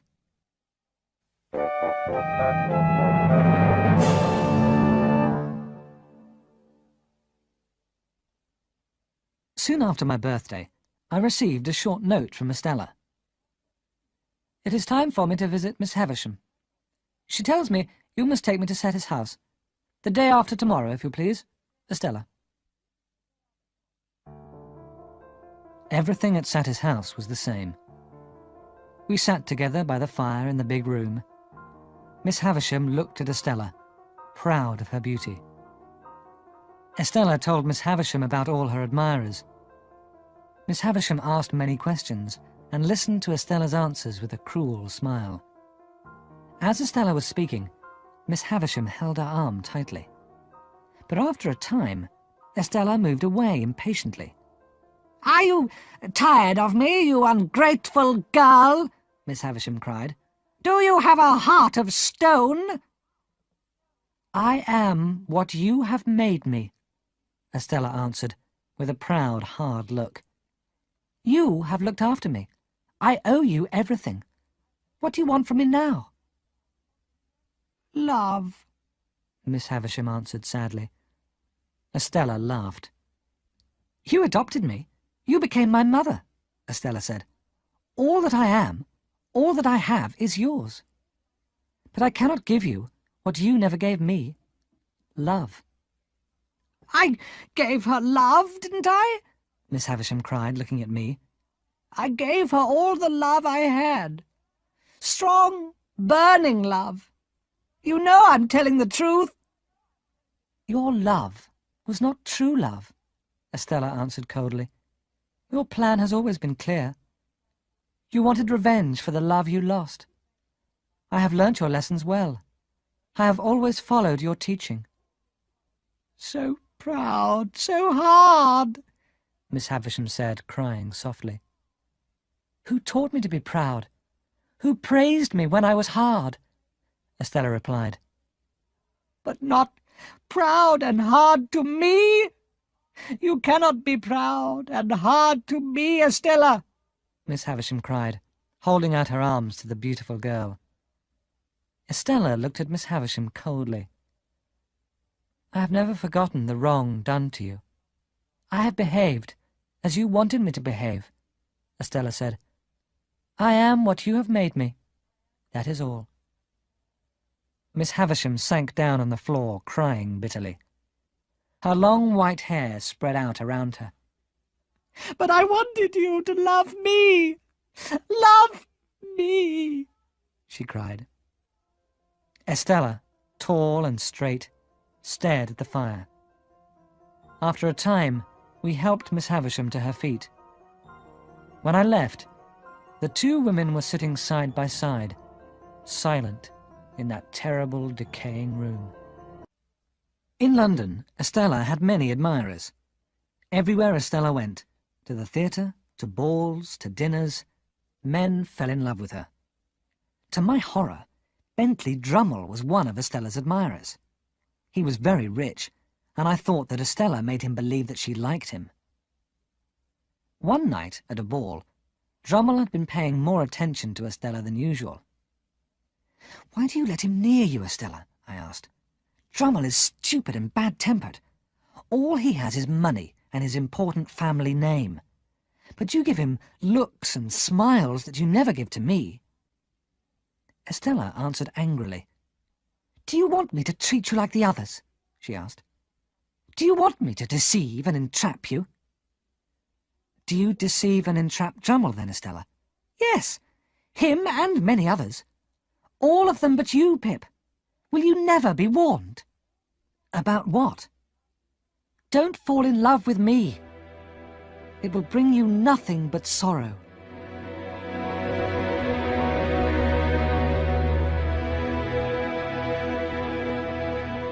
Chapter 10. Abel Magwitch. 2 years passed, and I was 23 years old. I was still living with Herbert, but we now had rooms near the river. Herbert's business was doing very well. His company now had offices overseas, and Herbert often went away on business. The weather had been stormy all day. The strong wind was blowing the rain hard against the windows. Herbert was in France on business, and I was alone. A church bell struck 11. I closed the book I was reading. It was time to go to bed. But as I stood up, I heard the sound of footsteps on the stairs. For a moment I felt afraid. Then I picked up the lamp and opened the door. "Who's there? Who do you want?" I called. Mr. Pip. Top floor. A rough-sounding voice answered. "That is my name," I said. "Is anything wrong?" Nothing's wrong, the voice replied. I held the lamp higher. A man was coming slowly up the stairs. He was about 60 years old. The man had long grey hair that lay over his shoulders. His face was wrinkled and brown, and he was roughly dressed. To my surprise, the man was holding out his arms to greet me. "Do you wish to come in? Have you business with me?" I asked. Yes, I wish to come in, master, the man answered quietly. He walked slowly into the room. He looked around him with pleasure. "What do you want?" I asked. The man took off his hat and sat down. Just give me a little time, he said in his rough voice. I've come a long way and had a hard journey. You are alone here, aren't you? He added. "Why do you, a stranger, ask me that question?" A stranger? The man repeated. It's a disappointing word to hear when I've come so far. But you're a brave fellow, I can see that. Don't harm me, Pip. You'll be sorry if you do. And then I knew him. I fell back against the wall. He was the convict I had helped so long ago on the marshes. The man stood up and again held out his arms to me. Yes, young sir, I am the convict you helped. You were brave then, my boy, he said. I have never forgotten it, Pip. Never. "Stop!" I cried, as he moved towards me. "That was a long time ago. I was a little child then. I'm pleased you're grateful, and I hope you have changed your way of life. But you must understand—" The man looked at me sharply. Understand? What must I understand? He said. "Understand that our lives are different now," I went on. "There is no further reason for us to meet. But you are wet and you look tired. Let me get you a drink before you go." The man sat down again. I will have a drink before I go, he said slowly. Hot rum and water, if you please. I prepared the drink quickly. When I handed him the glass, I saw that the old convict's eyes were full of tears. I sat down near him with my own glass. "I do not wish to be hard on you," I said. "Indeed, I wish you well. How have you been living?" I've been in Australia. I've been a sheep farmer. And I've done well. Marvellously well, the old convict replied. "I'm glad to hear it," I said. Thank you, dear boy. And I see that you have done well since I last saw you. May I ask how? I've come into some property, I said. May I ask what property? May I ask whose? For some reason, I began to shake with fear. "I don't know," I answered. Could I guess your yearly income since you came of age? The man asked quietly.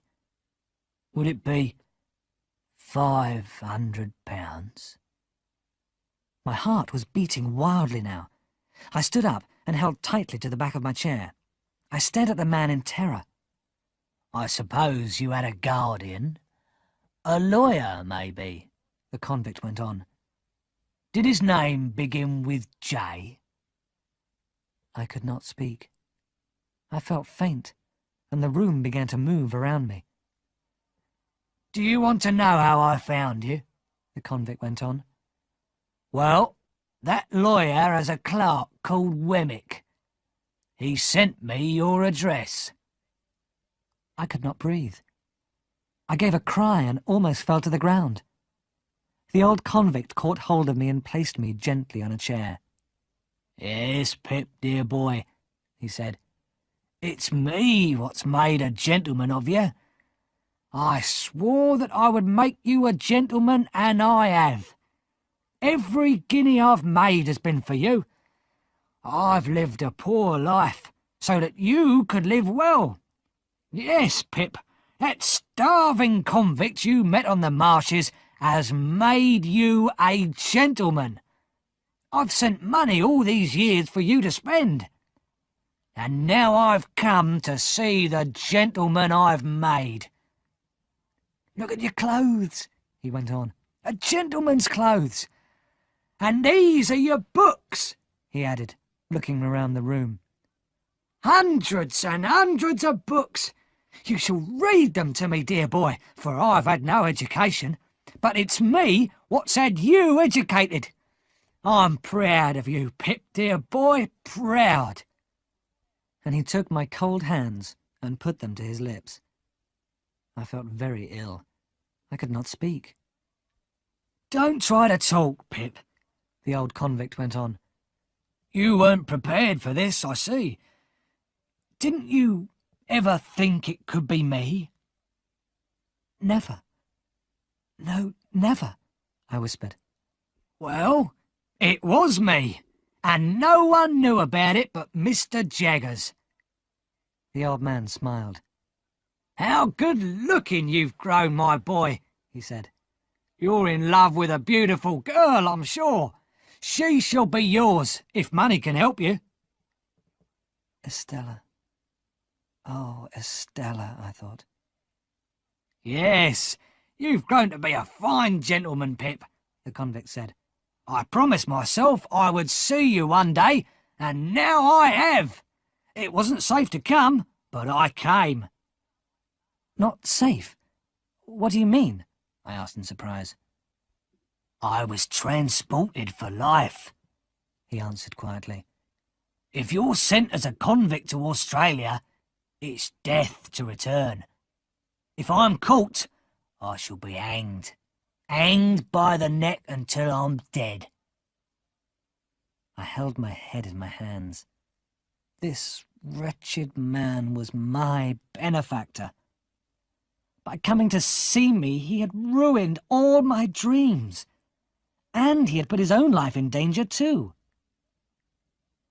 I could not send him away. I stood up slowly. I closed the shutters over the windows and locked the door. I prepared the bed in Herbert's room for the man, and at last he went to sleep. Later, I sat by the fire trying to think. Miss Havisham's plans for me. All a dream. Estella. She was not meant for me. And because of this man, a convict, I had forgotten Joe and Biddy. I could never undo the wrong I had done them. What should I do with the man in the next room? What was going to become of him? What was going to become of me?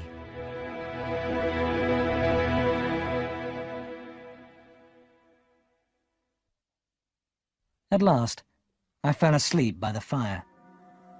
I awoke to hear the church bell striking 5. The room was dark. The wind was still blowing the rain hard against the windows. I made breakfast. The old convict ate in great mouthfuls. I was disgusted by him. He then lit his pipe and stood in front of the fire. He took out a wallet of money and threw it onto the table. "There, my boy, spend that," he said. "I've come back to see my boy spend money like a gentleman." "No, no, we must talk," I cried. "I don't even know your name. How long are you staying in England? Where do you plan to live?"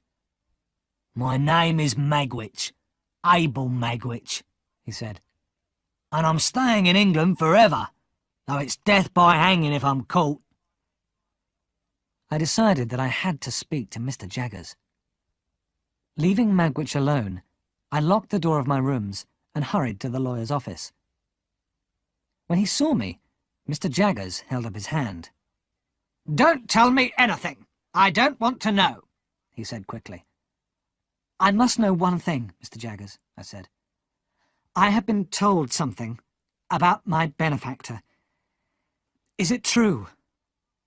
"You cannot have been told anything. Told means you have talked to that person. You cannot have talked to him. He is in Australia. You must have been informed," Mr. Jaggers warned me.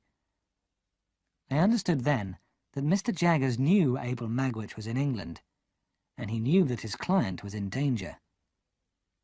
"Informed, then," I agreed. "Informed that Abel Magwitch is my benefactor." "That is true. Your benefactor is the man in Australia."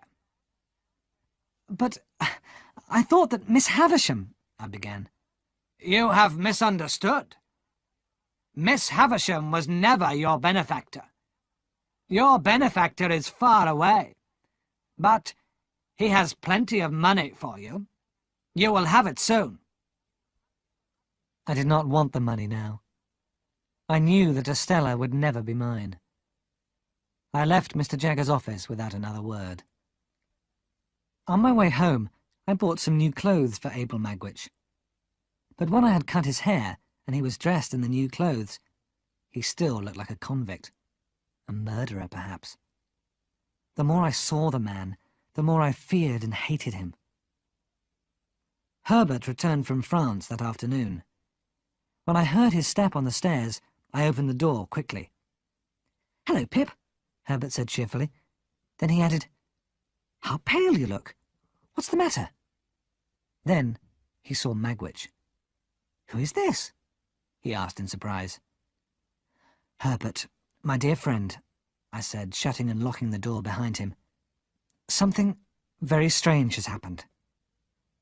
Before I could explain, Magwitch took a little black Bible from his pocket and held it out to Herbert. "Take the holy book in your right hand, dear boy," he said to him. "Swear to God that you will never repeat what Pip is going to tell you." "Do it, Herbert," I whispered. So Herbert took the Bible and repeated the words, and then the old convict shook him by the hand. "Now you have sworn on the Bible. God has heard your promise. Sit down and listen to what Pip is going to tell you." So I told Herbert everything. "I need your help, Herbert," I said at last. "What should I do now?" "My poor dear Pip," Herbert exclaimed. "I am so confused that I cannot think clearly. But the first thing is to find rooms for Mr. Magwitch. Then I'm afraid there is only one thing to do." Herbert turned to Abel Magwitch, who was listening carefully. "You must leave England," Herbert told him. "Go to France or Germany. You will be safe there. And you must go with him, Pip," Herbert went on. "This man's life is in danger because he came to see you. It is only right that you should get him out of danger." I stared at the floor unhappily. I did not care where I went. I had no expectations now, for I could never take money from Magwitch again. My life had been ruined by this man who I hated and feared. "Very well," I said at last. I turned to Magwitch. "If I am to help you, I must know everything about you. Why were you put in prison? Who was that other man on the marshes? Tell us." He stared at the fire for a moment, and then began to speak. "Dear boy and Pip's friend, my story can be told in a very few words," the convict began. "I don't know where I was born. I know nothing about myself but my name. The first thing I remember was stealing food to keep alive. In jail and out of jail, in jail and out. I was punished wherever I went. I had no education. I only learnt to read and write a little. Magwitch stopped for a moment, and then went on. About 20 years ago I met Compeyson, the man I fought on the marshes. He looked like a gentleman, but he was very wicked and very clever. He asked me to help him with his plans, and he made sure that if anything went wrong, I would be blamed for it. Compeyson had a friend, a young man with a rich sister. The two men treated this woman very badly and stole her money. When Herbert heard this, he looked up quickly, but he said nothing. Later, the young man died, Magwitch went on. Compeyson had more and more power over me. All the wicked things he planned were done by me. When we were caught, I was blamed for everything. I sold everything I had to pay the lawyer, Mr. Jaggers, to speak for me in court. But when Compeyson and me stood up in court, he was dressed like an honest gentleman, and I looked wicked and dishonest. So he was sent to prison for 7 years. I was sent to prison for 14 years, and we were both sent to the hulks.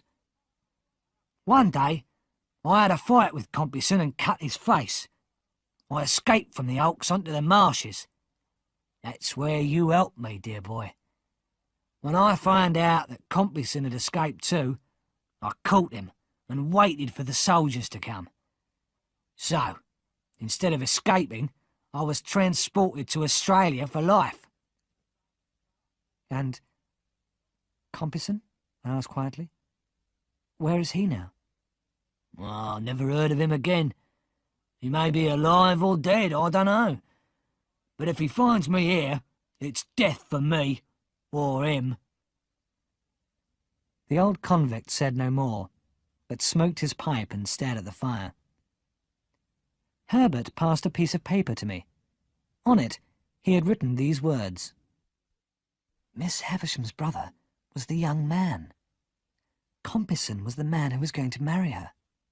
But he stole her money and left her on her wedding day.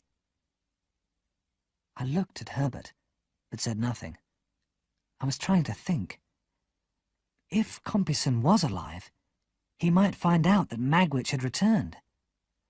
Herbert was right. Magwitch was in danger in London. I had to take the old man away as soon as possible.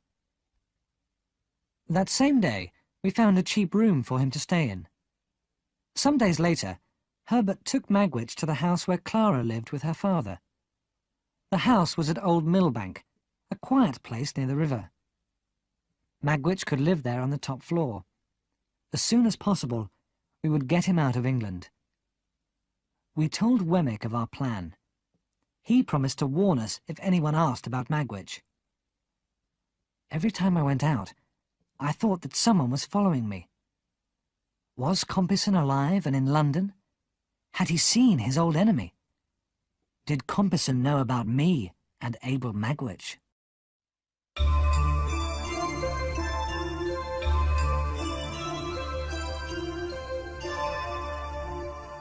Chapter 11. Secrets from the Past. My expectations were at an end. Miss Havisham was not my benefactor. Estella could not be mine. But I had to see her again. I found out that Estella was staying with Miss Havisham, and I decided to go to Sattie's house for the last time. Once more, I walked through the dark, dusty corridors of Sattie's house. I found Miss Havisham and Estella sitting together in the dressing room. Estella was knitting. Both women looked at me in surprise.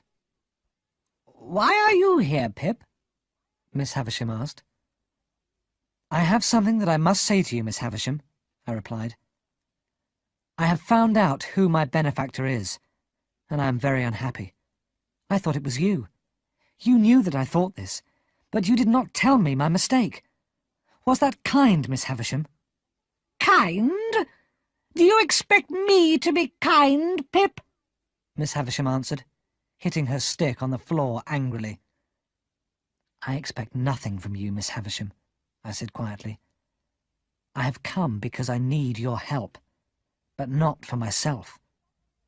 Who do you want me to help? Miss Havisham asked. What do you want, Pip? 2 years ago, I was able to help my good friend Herbert Pocket. I paid money for him to become a partner in a business, I explained.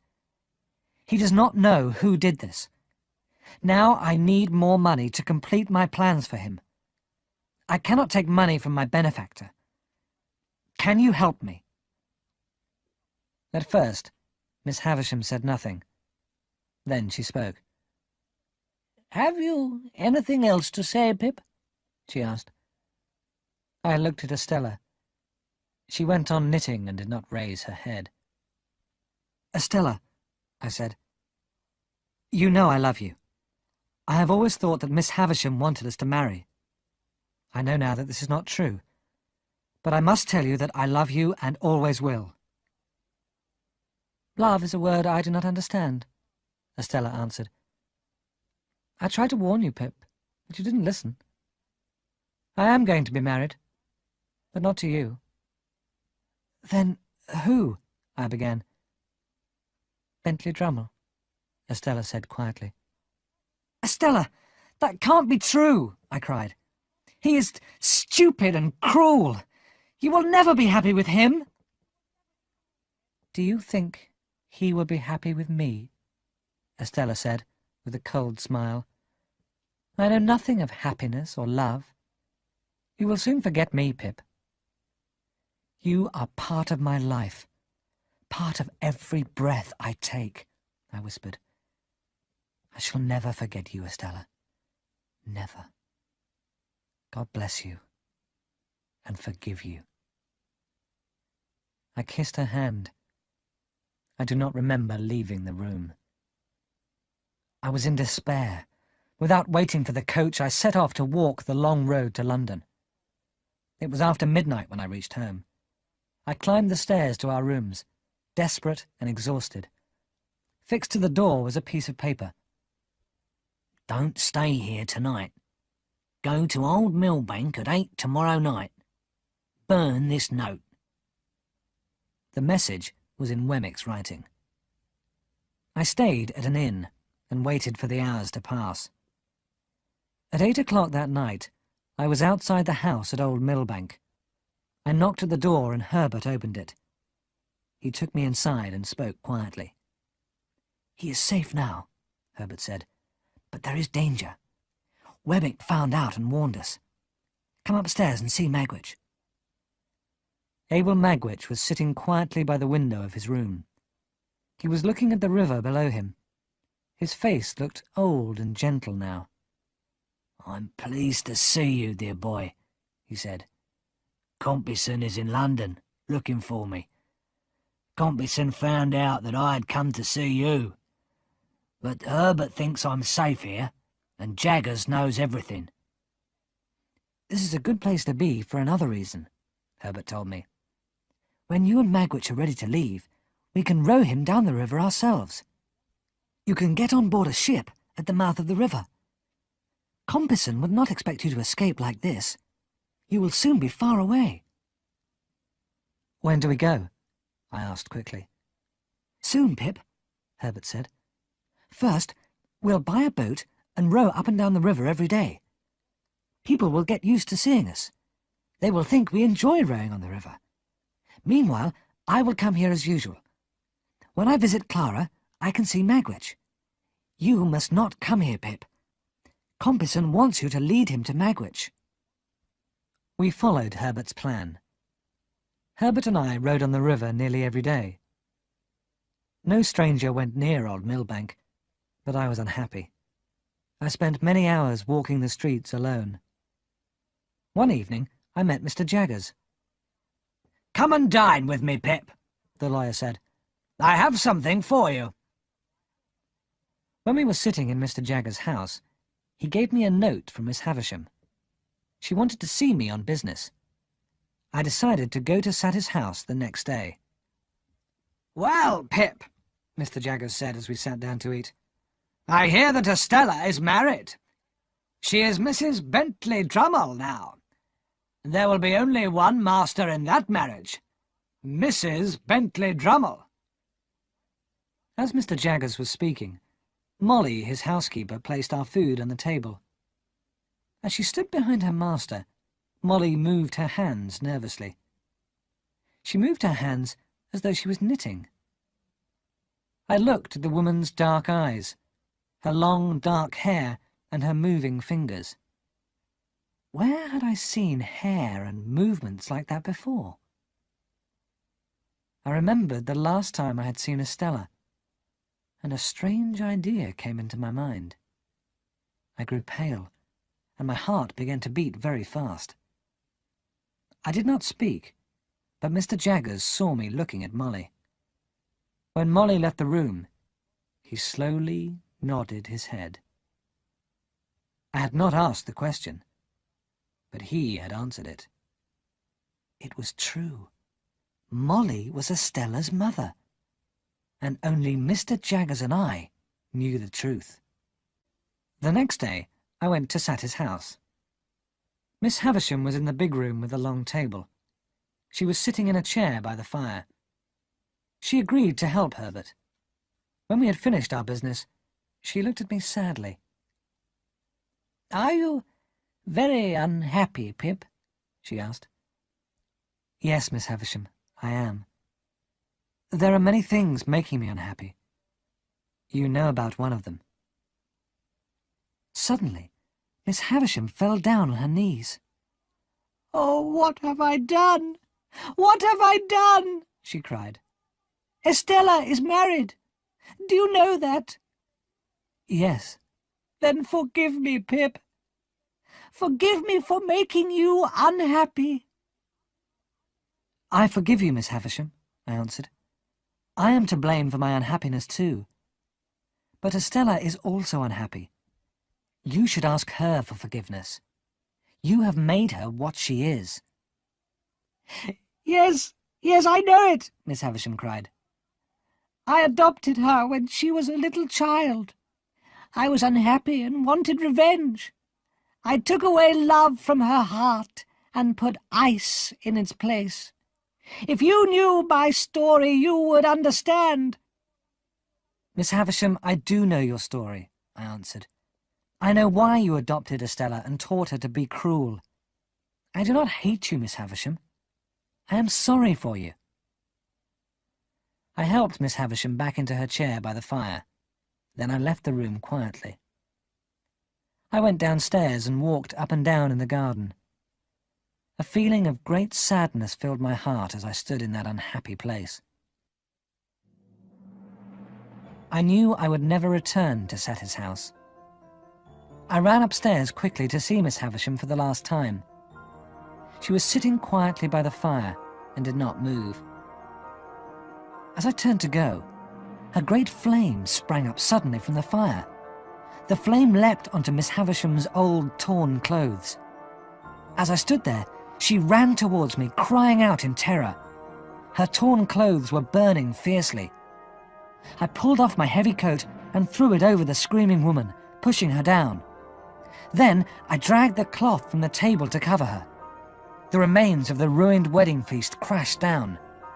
There were clouds of dust, and mice and spiders ran across the floor.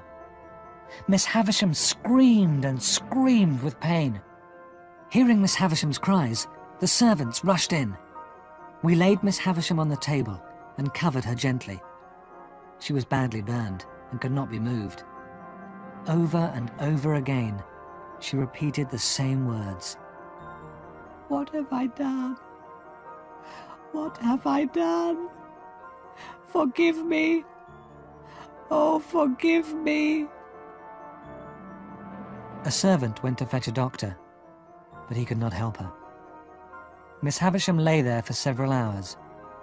I stayed with her until, calm at last, she died.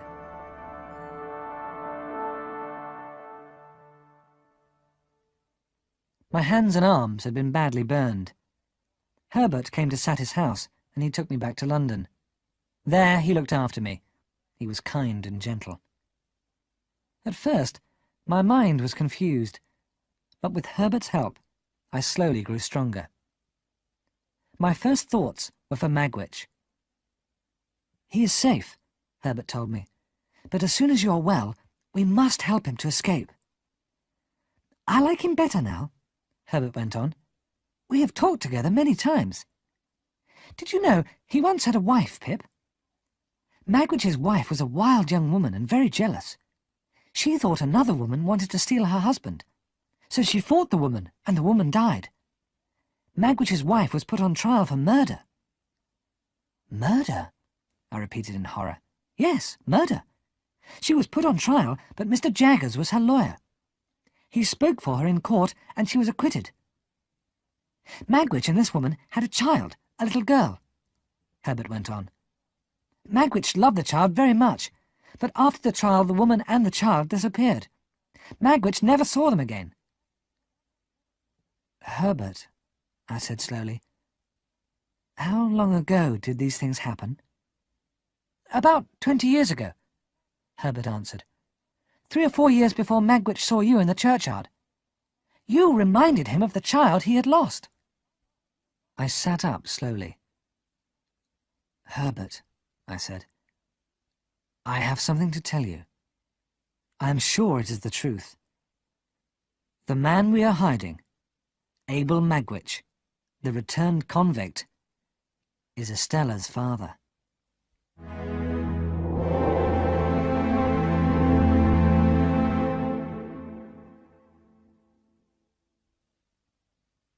As soon as I was strong enough, I went to see Mr. Jaggers. "We know who Estella's mother is, Mr. Jaggers," I told him. "Estella's mother, Pip?" Mr. Jaggers said carefully. "Yes, I have seen her in your house, Mr. Jaggers." The lawyer said nothing. "I now know something more. The name of Estella's father," I went on. Mr. Jaggers looked at me sharply. "His name is Abel Magwitch," I said, "and Abel Magwitch is the man who is my benefactor." "Why does Magwitch think this?" Mr. Jaggers asked in surprise. "He doesn't think this," I answered. "He does not know that his daughter is alive." I told Mr. Jaggers everything I knew, and the things I had guessed. "Mr. Jaggers," I said at last, "terrible things have happened to all these people. They must be told the truth." Mr. Jaggers thought for a time before he spoke. "Perhaps you are right in what you have guessed, Pip. But who would be helped by knowing the truth now? Would the mother be helped? Or the father? Or the child? Think carefully, Pip. No one would be helped by knowing the truth. No one." Mr. Jaggers was right. I thought of Estella.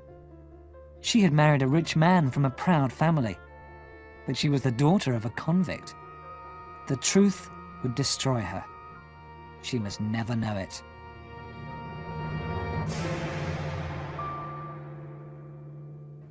Chapter 12.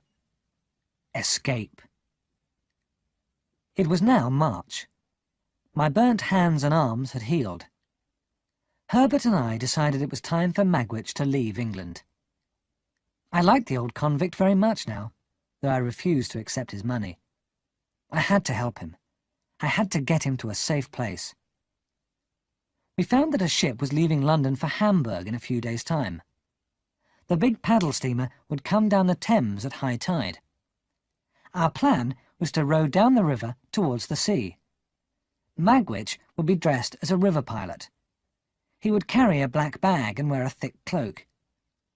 The captain of the steamer needed a river pilot to guide him along the river to the sea. Magwitch and I would board the steamer and leave England forever.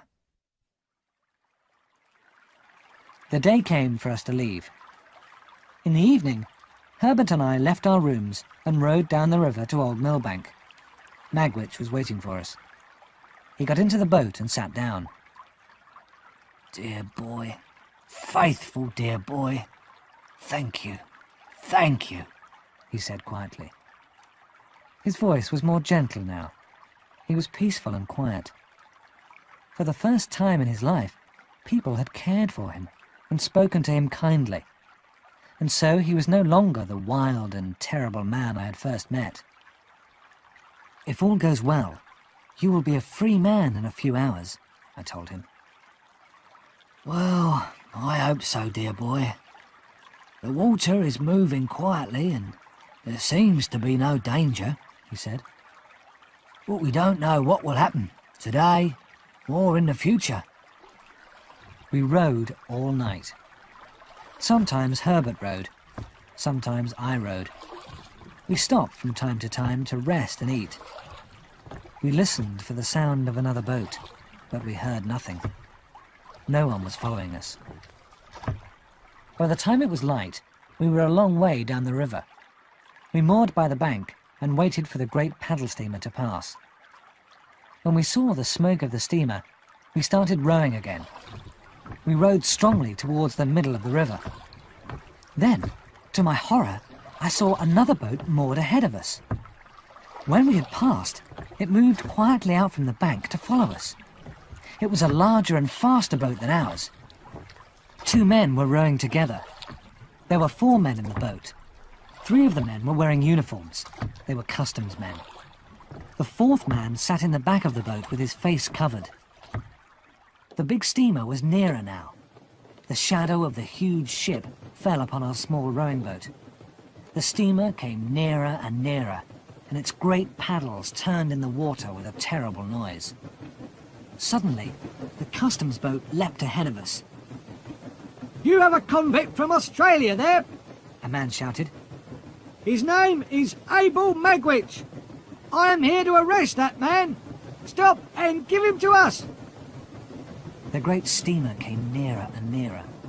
The people on board shouted when they saw the 2 boats far below. "Stop the paddles! Stop the paddles!" they cried. The 2 rowing boats were touching each other now. Suddenly, Magwitch leant across and pulled the cloak from the 4th man's face. On the man's face was a long scar.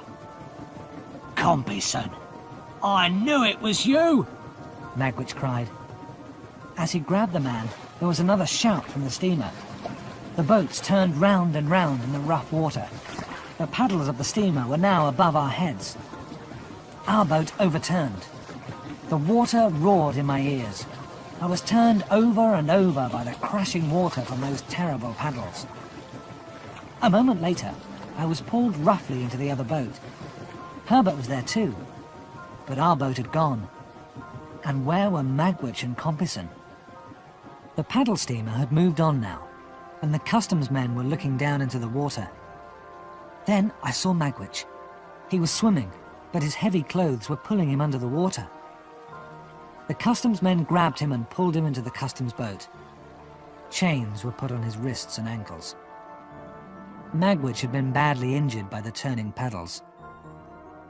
"I think Compeyson's gone to the bottom of the river, dear boy," he whispered to me.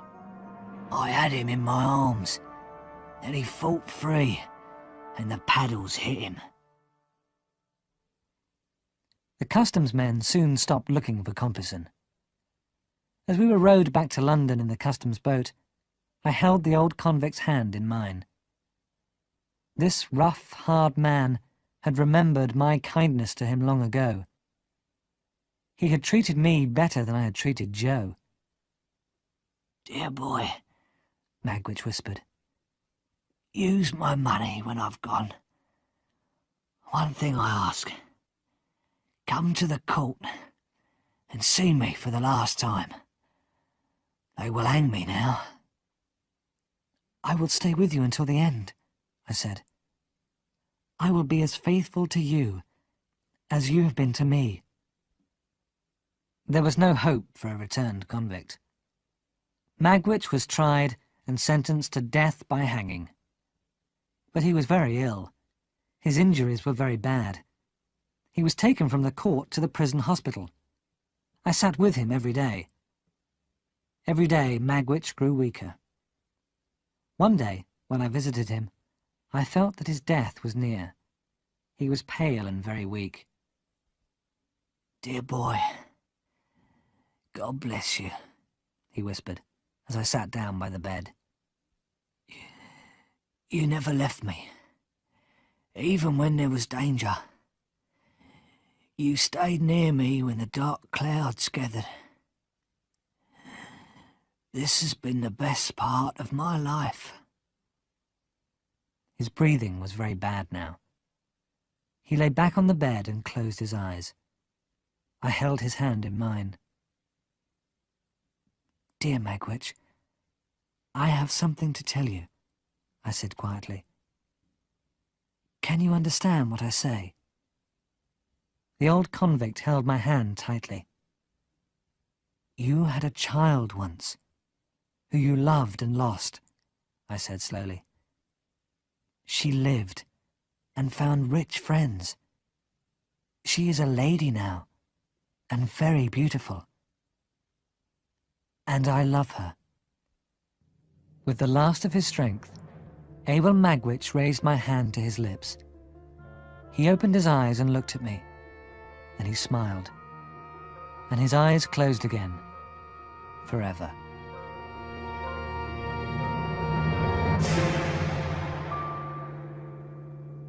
Chapter 13. Friends Together. And now followed the most terrible time of my life. Magwitch had wanted me to have his money, but when he was sentenced to death, the court took his money and property. I had many debts, and no money to pay them. When Magwitch died, Herbert was abroad on business. I was alone. I became very ill. I had a fever, and could neither move nor speak. In my feverish dreams, I remembered everything that had happened to me. My thoughts were strange and confused. I thought I was in the river again, turning over and over in the crashing water. Then I thought I was a little child, sitting beside Joe. More and more in my dreams, the face I saw was Joe's. Joe, who had always been kind, had always been ready to help me. Joe, to whom I had been so unkind and so ungrateful. Then one day I opened my eyes. I was very weak, but the fever had gone.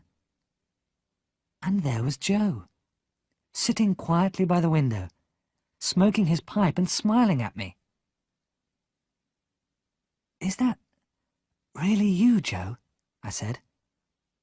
Of course it is, Pip, old chap. Waiting to help you as always, Pip. "Oh, Joe, I've been so ungrateful," I said. "Why are you so good to me?" You and me were ever the best of friends, Pip, Joe answered. When you're well enough, we'll leave London and go back to the country, Pip, old chap. "How long have I been ill, Joe?" I asked. How long? Joe repeated slowly. Well, it's the end of May now. Tomorrow is the 1st of June. "And have you been here all this time, Joe?" That's right, old chap. Mr. Jaggers told us you were ill. Biddy said I must come to you at once, so I did. Biddy is a very good woman. She loves you, Pip, and so do I. Biddy has taught me to read and write. She has told me to write to her about you." As I grew stronger, I told Joe everything. I told him how rich I had been, and that now I was poor. But Joe did not want to hear. "Pip, old chap, we've always been the best of friends," Joe said. "Why try to explain what's past? When you was a child, I tried to save you from Mrs. Joe and Tickler. Now I want to keep these troubles from you. There's no need for money to come between us. It never did before." With Joe's help, I was soon able to walk a little. My fever had completely gone, and I felt better every day. But one thing worried me. As I grew stronger, Joe became more awkward and uncomfortable with me. He even began to call me Sir. One night, Joe came into my room and asked me how I was. "Dear Joe, I'm completely well now, thanks to you," I answered. Joe touched my shoulder with his great hand. Then, good night, sir, he whispered. In the morning I got up and dressed. I called to Joe, but he was not in his room. His luggage had gone. Joe had left a note on the table. As you are well again, I am leaving you. You will do better without Joe now. Ever the best of friends, Joe. With the note were all my bills. Joe had paid all my debts. I knew what I had to do. I would go back to the forge and ask Joe to let me live there. I would live and work there for a short time.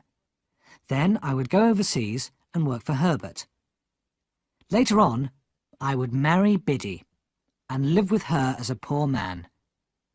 It was best to forget Estella. My great expectations were at an end. I would be a happier man without them. It was late June, and the weather was very beautiful. I walked slowly along the road to our village. I was enjoying the quiet peace of the fields and paths that I knew so well. In the country, I could live a simple life with Biddy. Joe would be nearby at the forge. Here, I would forget the past and all my foolish dreams. The village school, where I thought I would find Biddy, was closed. I walked on to the forge, and that too was closed. But all the windows of our house were open wide. There were clean curtains at the windows, and the little garden was bright with flowers. And there, in the doorway, stood Joe and Biddy, holding hands. When they saw me, they laughed with pleasure. "My dear Biddy, how smart you look," I said. "And you too, Joe," I added. "What's the matter?" "It's my wedding day, Pip," Biddy cried. "And I'm married to Joe." So my last dream disappeared. "Dear Biddy, you have the best husband in the world," I said. "And you, dear Joe, have the best wife. She will make you very happy, my dear, dear Joe." "I have come to thank you for everything you have done for me," I said. "One day, I shall have enough money to pay you back, Joe. Perhaps you will have a child, a little boy," I went on. "Tell him how I love and respect you both. Teach him to grow up a better man than me. And forgive me, dear Joe, for the wrong I have done you." Pip, dear old chap, there is nothing to forgive, Joe said. God knows, there is nothing to forgive. "Nothing to forgive, Pip dear. Nothing to forgive," Biddy whispered.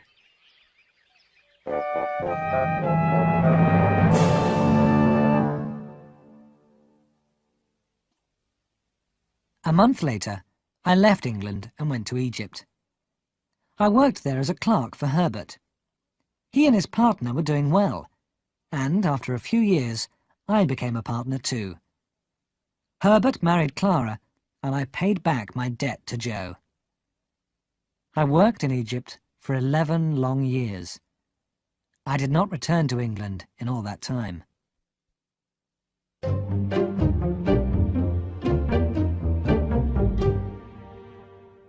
Then, one evening in December, I returned to the old forge. I opened the kitchen door quietly and looked in. There was Joe, sitting in his place by the fire. And there, sitting on a stool next to him, was a little boy. We called him Pip, after you, Joe said. We hoped he would grow like you, and we think he has. "I'm very pleased, Joe," I said. "I do not think that I shall ever marry and have children," I went on, "but I shall love young Pip as if he were my own son." "But you will marry and have children of your own, Pip," Biddy told me with a smile. "That's what Herbert and Clara say," I replied. "But I shall never marry." Dear Pip, Biddy said softly, are you sure you still don't long for Estella? I'm sure you have not forgotten her. My dear Biddy, I have forgotten nothing of my past life, I answered. But that dream has gone, like all the others. I knew that Estella's marriage had been unhappy. Her husband, Bentley Drummle, had died, but I was sure that Estella had married again. After supper, I decided to visit the place where Estella and I had first met. I walked slowly from the forge, and it was almost dark when I reached the tall iron gates. Satis' house had been pulled down, and the old garden was completely overgrown. Only the gates and the garden wall were standing. I walked in the garden in the evening mist. The moon and a few stars shone in the sky. A woman was walking in the garden. As I got closer to her, she turned and spoke my name. Estella, I answered quietly. I am surprised that you recognize me, Estella replied. My sad life has changed me, Pip. Estella was still beautiful, but there was a sadder, kinder look in her eyes. She touched my hand gently. It is strange that we should meet here, Estella, after so many years, I said. Do you often come back? I have never returned until today. All this belongs to me now. It is all I have left. You have been working overseas, I think? Yes, I answered. I work hard, and I am doing well. I have often thought of you, Pip, Estella said. You have always been in my thoughts, I answered. It is strange to be here, in the old place again, Estella said. I have changed. I am a better person, I hope. You were kind to me all those years ago, Pip. Be kind to me now. Let us part from each other as friends. We are friends, I answered. Friends who will never part. For now I have met you again, Estella. I will never let you go. Estella smiled. I held her hand, and we walked together out of the overgrown garden. And I knew that this time we would never, never part.